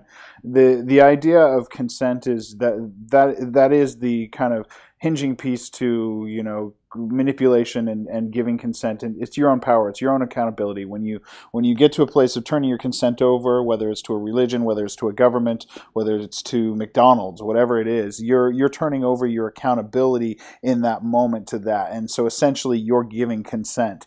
And so the opportunity, again, where the dichotomy and both ends of the spectrum are from an internal level of work and then also an external, is that you can say, I don't give consent to the poisoning of humanity, or the killing off of depopulation. I don't give consent to depopulation. But without the understanding of how depopulation is actually being executed in the real world, you may unknowingly be giving consent each day. So the responsibility, again, relies on the inward journey of you understanding on an intellectual, spiritual level what doesn't feel good to you. Depopulation doesn't feel good to me. So what are the ways that depopulation is happening? Okay, it's happening through the manipulation of the food chain. It's happening through vaccines. It's happening through, the medical system. So these are ways that you educate yourself as an individual to take a stand against in the real world. And these become activist topics. These become the outward expression of dialogue with the real world of what's going on. But then it's also, again, for your own inner work. And, this ties so much into exactly how I feel about the movement. It's an inward journey, but it's also an outward journey. The outward information is just as important as the inside one, and it has to be balanced. Does that kind of tie that all together in a way? Yes, it does. Yeah. It's like yeah, and we got to give accountability. The way they see it, you go somewhere and you buy food, and then you go, oh, well, this has been poisoning me the whole time. The only thing one can say is, did you look at the ingredients? Did you research the company? Did you literally go look and find out what it is? And did anyone pull up and say, yo, eat this food or you're going to die right now? Mm-hmm. No, it's all, we did it to ourselves. It's all free will. And then you say, who's doing it? No. Oh, my neighbor. He works there. We're doing it to ourselves. And so, and then you got to think, well, oh, no, they said we don't want to talk to you right now. I'm busy, so I can't figure out what's in the meal. No, that's not human nature. If you want to figure something out and there's a tree in the way, you don't just bump into the tree and turn around. You find 1,000 different other ways to do it. That's human nature. That's right. Yeah. And it's like the inner and the outer has to harmonize. And doing that, instead of having one line coming out from the center and we go out and we're focused on a object or a screen, a TV, a concept, whatever, or we have one line going in and we have this expanse experience of all these internal emotions and concepts and planes and natures and selves or states of the self. When we combine the two, it's as if we get two orbs connected by a line segment expanding into one that becomes one big orb that expands around us to create our reality. That is what's happening anyway. When we are aware of it, then we can actively utilize this basically like a form of scalar grid. That's just the mind. And it's pretty much the process of bringing the source of the soul of that knowledge here to this realm, looking within and connecting and always making it a balance and harmonizing it. That is like creating a flow. And where we bring it here, then it comes whether we're going to transmute everything here or whether we're going to return directly to source or whether we're going to transmute everything here as we return to source. Either way, it's a harmony with the inner and the outer. So I think we're coming up on almost 3.5 hours here. What I wanted to ask you at the end of this here is, do you feel that they that are interacting with you and kind of participating with you and sharing this information, do you on your own gut intuitional level trust they? I put them through my own types of tests, but the whole point is it never got away from the situation, the reality that they're the ones testing me. Although I did test them, and a lot of people cried, and they're people from a space fleet, from secret societies, and maybe it wasn't, necessarily the best way to go about it, but I brought my emotion to it, and I interacted in the way that I thought a human should. Although I was very stubborn and asked for proof, saying, why do I have to tell, blah, blah, blah, even though I know that's always what I always wanted. And so I was basically being spiteful, trying to get them to draw it out, and that almost broke people's limits and hearts and minds because I was being spiteful through that. And I passed through death 3 times in the result of that. And I saw many things, and again, apparently that was part of the breaking the veils. When we're not afraid of death, eventually it all comes to be known. And so short answer, no. Long answer, yes. It's hard to describe. It's hard to describe. I saw the worst things that could happen to humanity. I also saw how we not necessarily avoid that or do anything in response to that, but how we create what's real and reconnect with the source, reconnect with the soul. And I saw technology that interfaces with the soul and the spirit and can help ascend and bring trauma out and get rid of it from the DNA. It actually corrects the DNA. So if they showed me these things, okay, and to trick me, well, I know all their secrets. Basically, I'm not really telling people stuff that you would consider their secrets. It's basically a bunch of nasty, perverted stuff. Yeah, exactly. That isn't involved in this. That is the maybe 3rd, 4th layer of dimensional vealing where a spiritual virus infected that. The highest levels have nothing to do with that. Although the process here will not be, again, like forgive and forget and just turn away and get slapped again. We will not go into that repetitive pattern again. Apparently there's not enough allowances in the octave spectrum of the universe of consciousness for that this is literally the unveiling for all of time for humanity. And then again, more than secrets, more than 1 or 2 pieces of technology, they showed me as much technology as I could comprehend, and a couple times I needed to expand my mind to comprehend it. So they can do basically anything, go in and out of time, replicate any object. They can create 3-dimensional objects. They can create 4-dimensional objects and holographic devices, chips, memory pattern constructs, consciousness, basically informational patterns, and like databases and schemes, like realities. Then they have all types of weaponry, scalar weaponry, many things. We were both trained, we were both conditioned, we were both programmed, but everybody involved is also given through this the ability to transmute all of that, to transmute the negative energy, distortions and vibrations. It's not an object, so to speak, that is plaguing humanity. So it's the worst with the best mixed in. And of course, then you go, well, what does that mean? Who do you trust? Whatever. I'm telling you the information that exists, the things that exist, the dimensional layers, without even, the Illuminati. You'll know that the soul and the spirit exist in these things. And now we're going to learn about why the planet is going through this and why civilization is being delayed. And the best is that we ascend through this. The worst is that it just honestly it just stays the same and everything keeps on going. And possibly, maybe the timeline ends and we're trapped in a a time loop forever. But again, that's it's up to the person to decide. And so it really can't be it can't be a trick basically. Mm. I mean, it could be, but part of that trick then is to wake you up out of all your delusions. Mhm. Not necessarily you, but people in the world. So then, well, what is that then as a trick? It's a painful, eternal, life-giving trick. Yeah. There are no words to really describe the situation. Do you are you comfortable going into that specific memory about what you were just talking about regarding that you made them all cry? Do you feel comfortable talking about the specific details of that memory and sharing that? I do.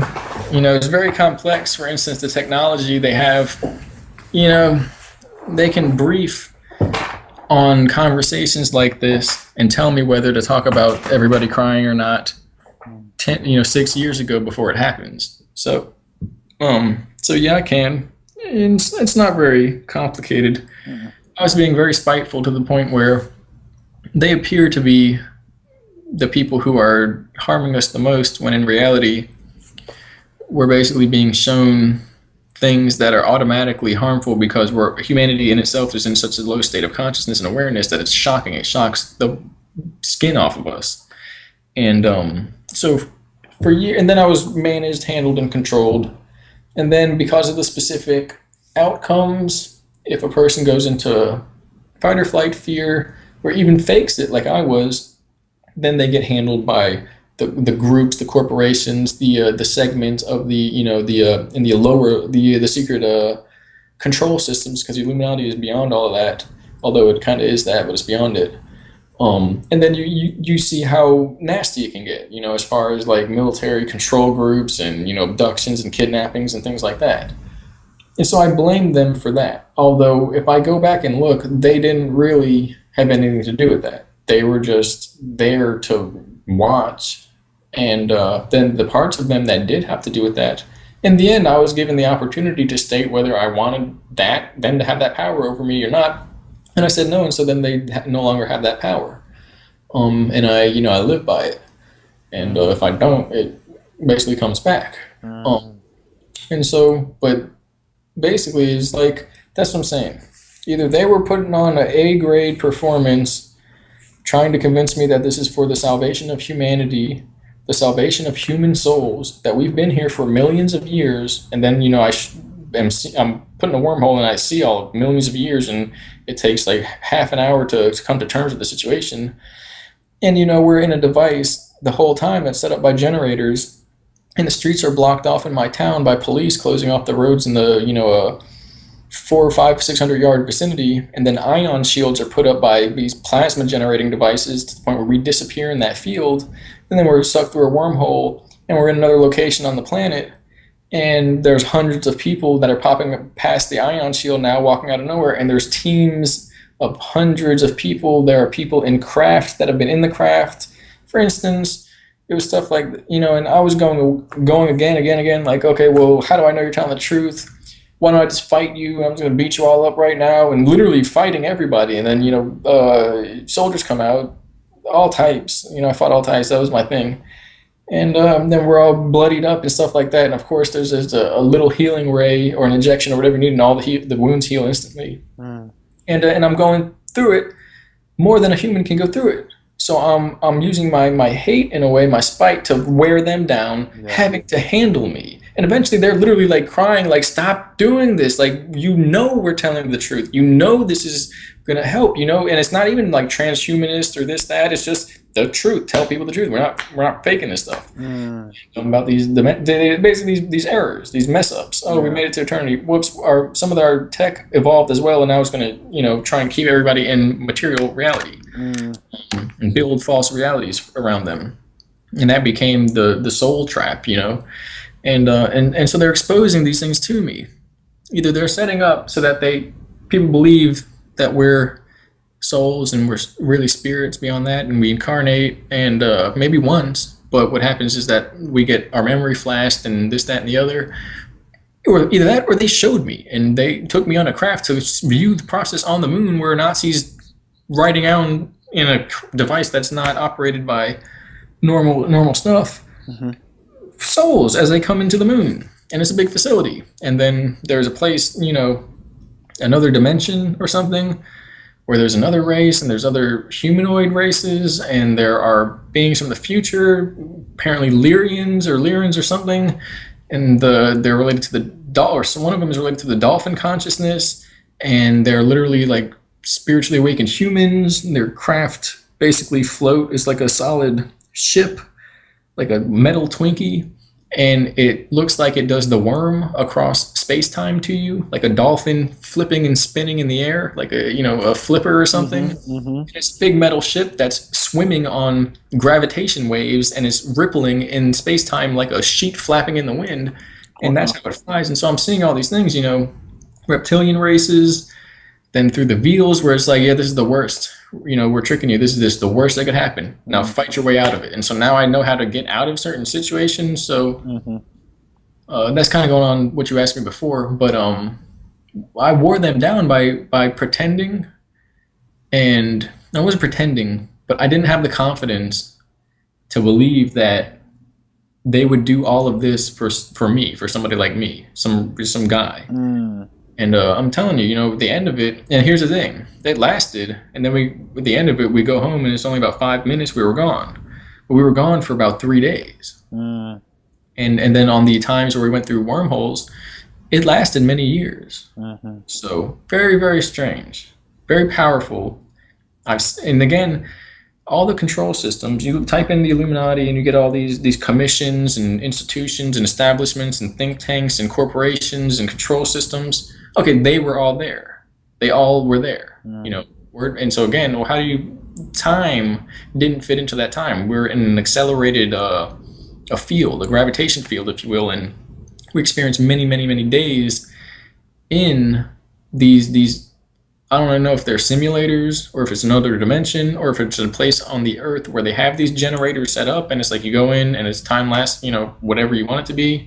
I do know there's a base. Apparently, it might be somebody just talked about the Bugatti Mountain, I think, and that if you, anyone that goes down there lives there basically because you have to age regress as you come out. You come back old, like down for 20 minutes and come back, and it'll be in the future or you'll be old. I can't actually remember. I think you age faster, and so it's pretty crazy. But apparently, there's either generators or that's a natural. And so all these things happened, and I saw how these things work. I saw the people that pull the strings. I saw them. I saw how they interact. I saw the people that went off in UFOs and were just having parties and like these crazy, crazy parties in the sky, and they've been doing it for like a million years, and they're kind of losing their minds from it. So I saw these things, and it looks like they want me to tell because they kind of can't really do it on their own. And there are some of them that they're connected to that are so far gone from these devices and the power that it is up to us to really come together as a species, as a human race.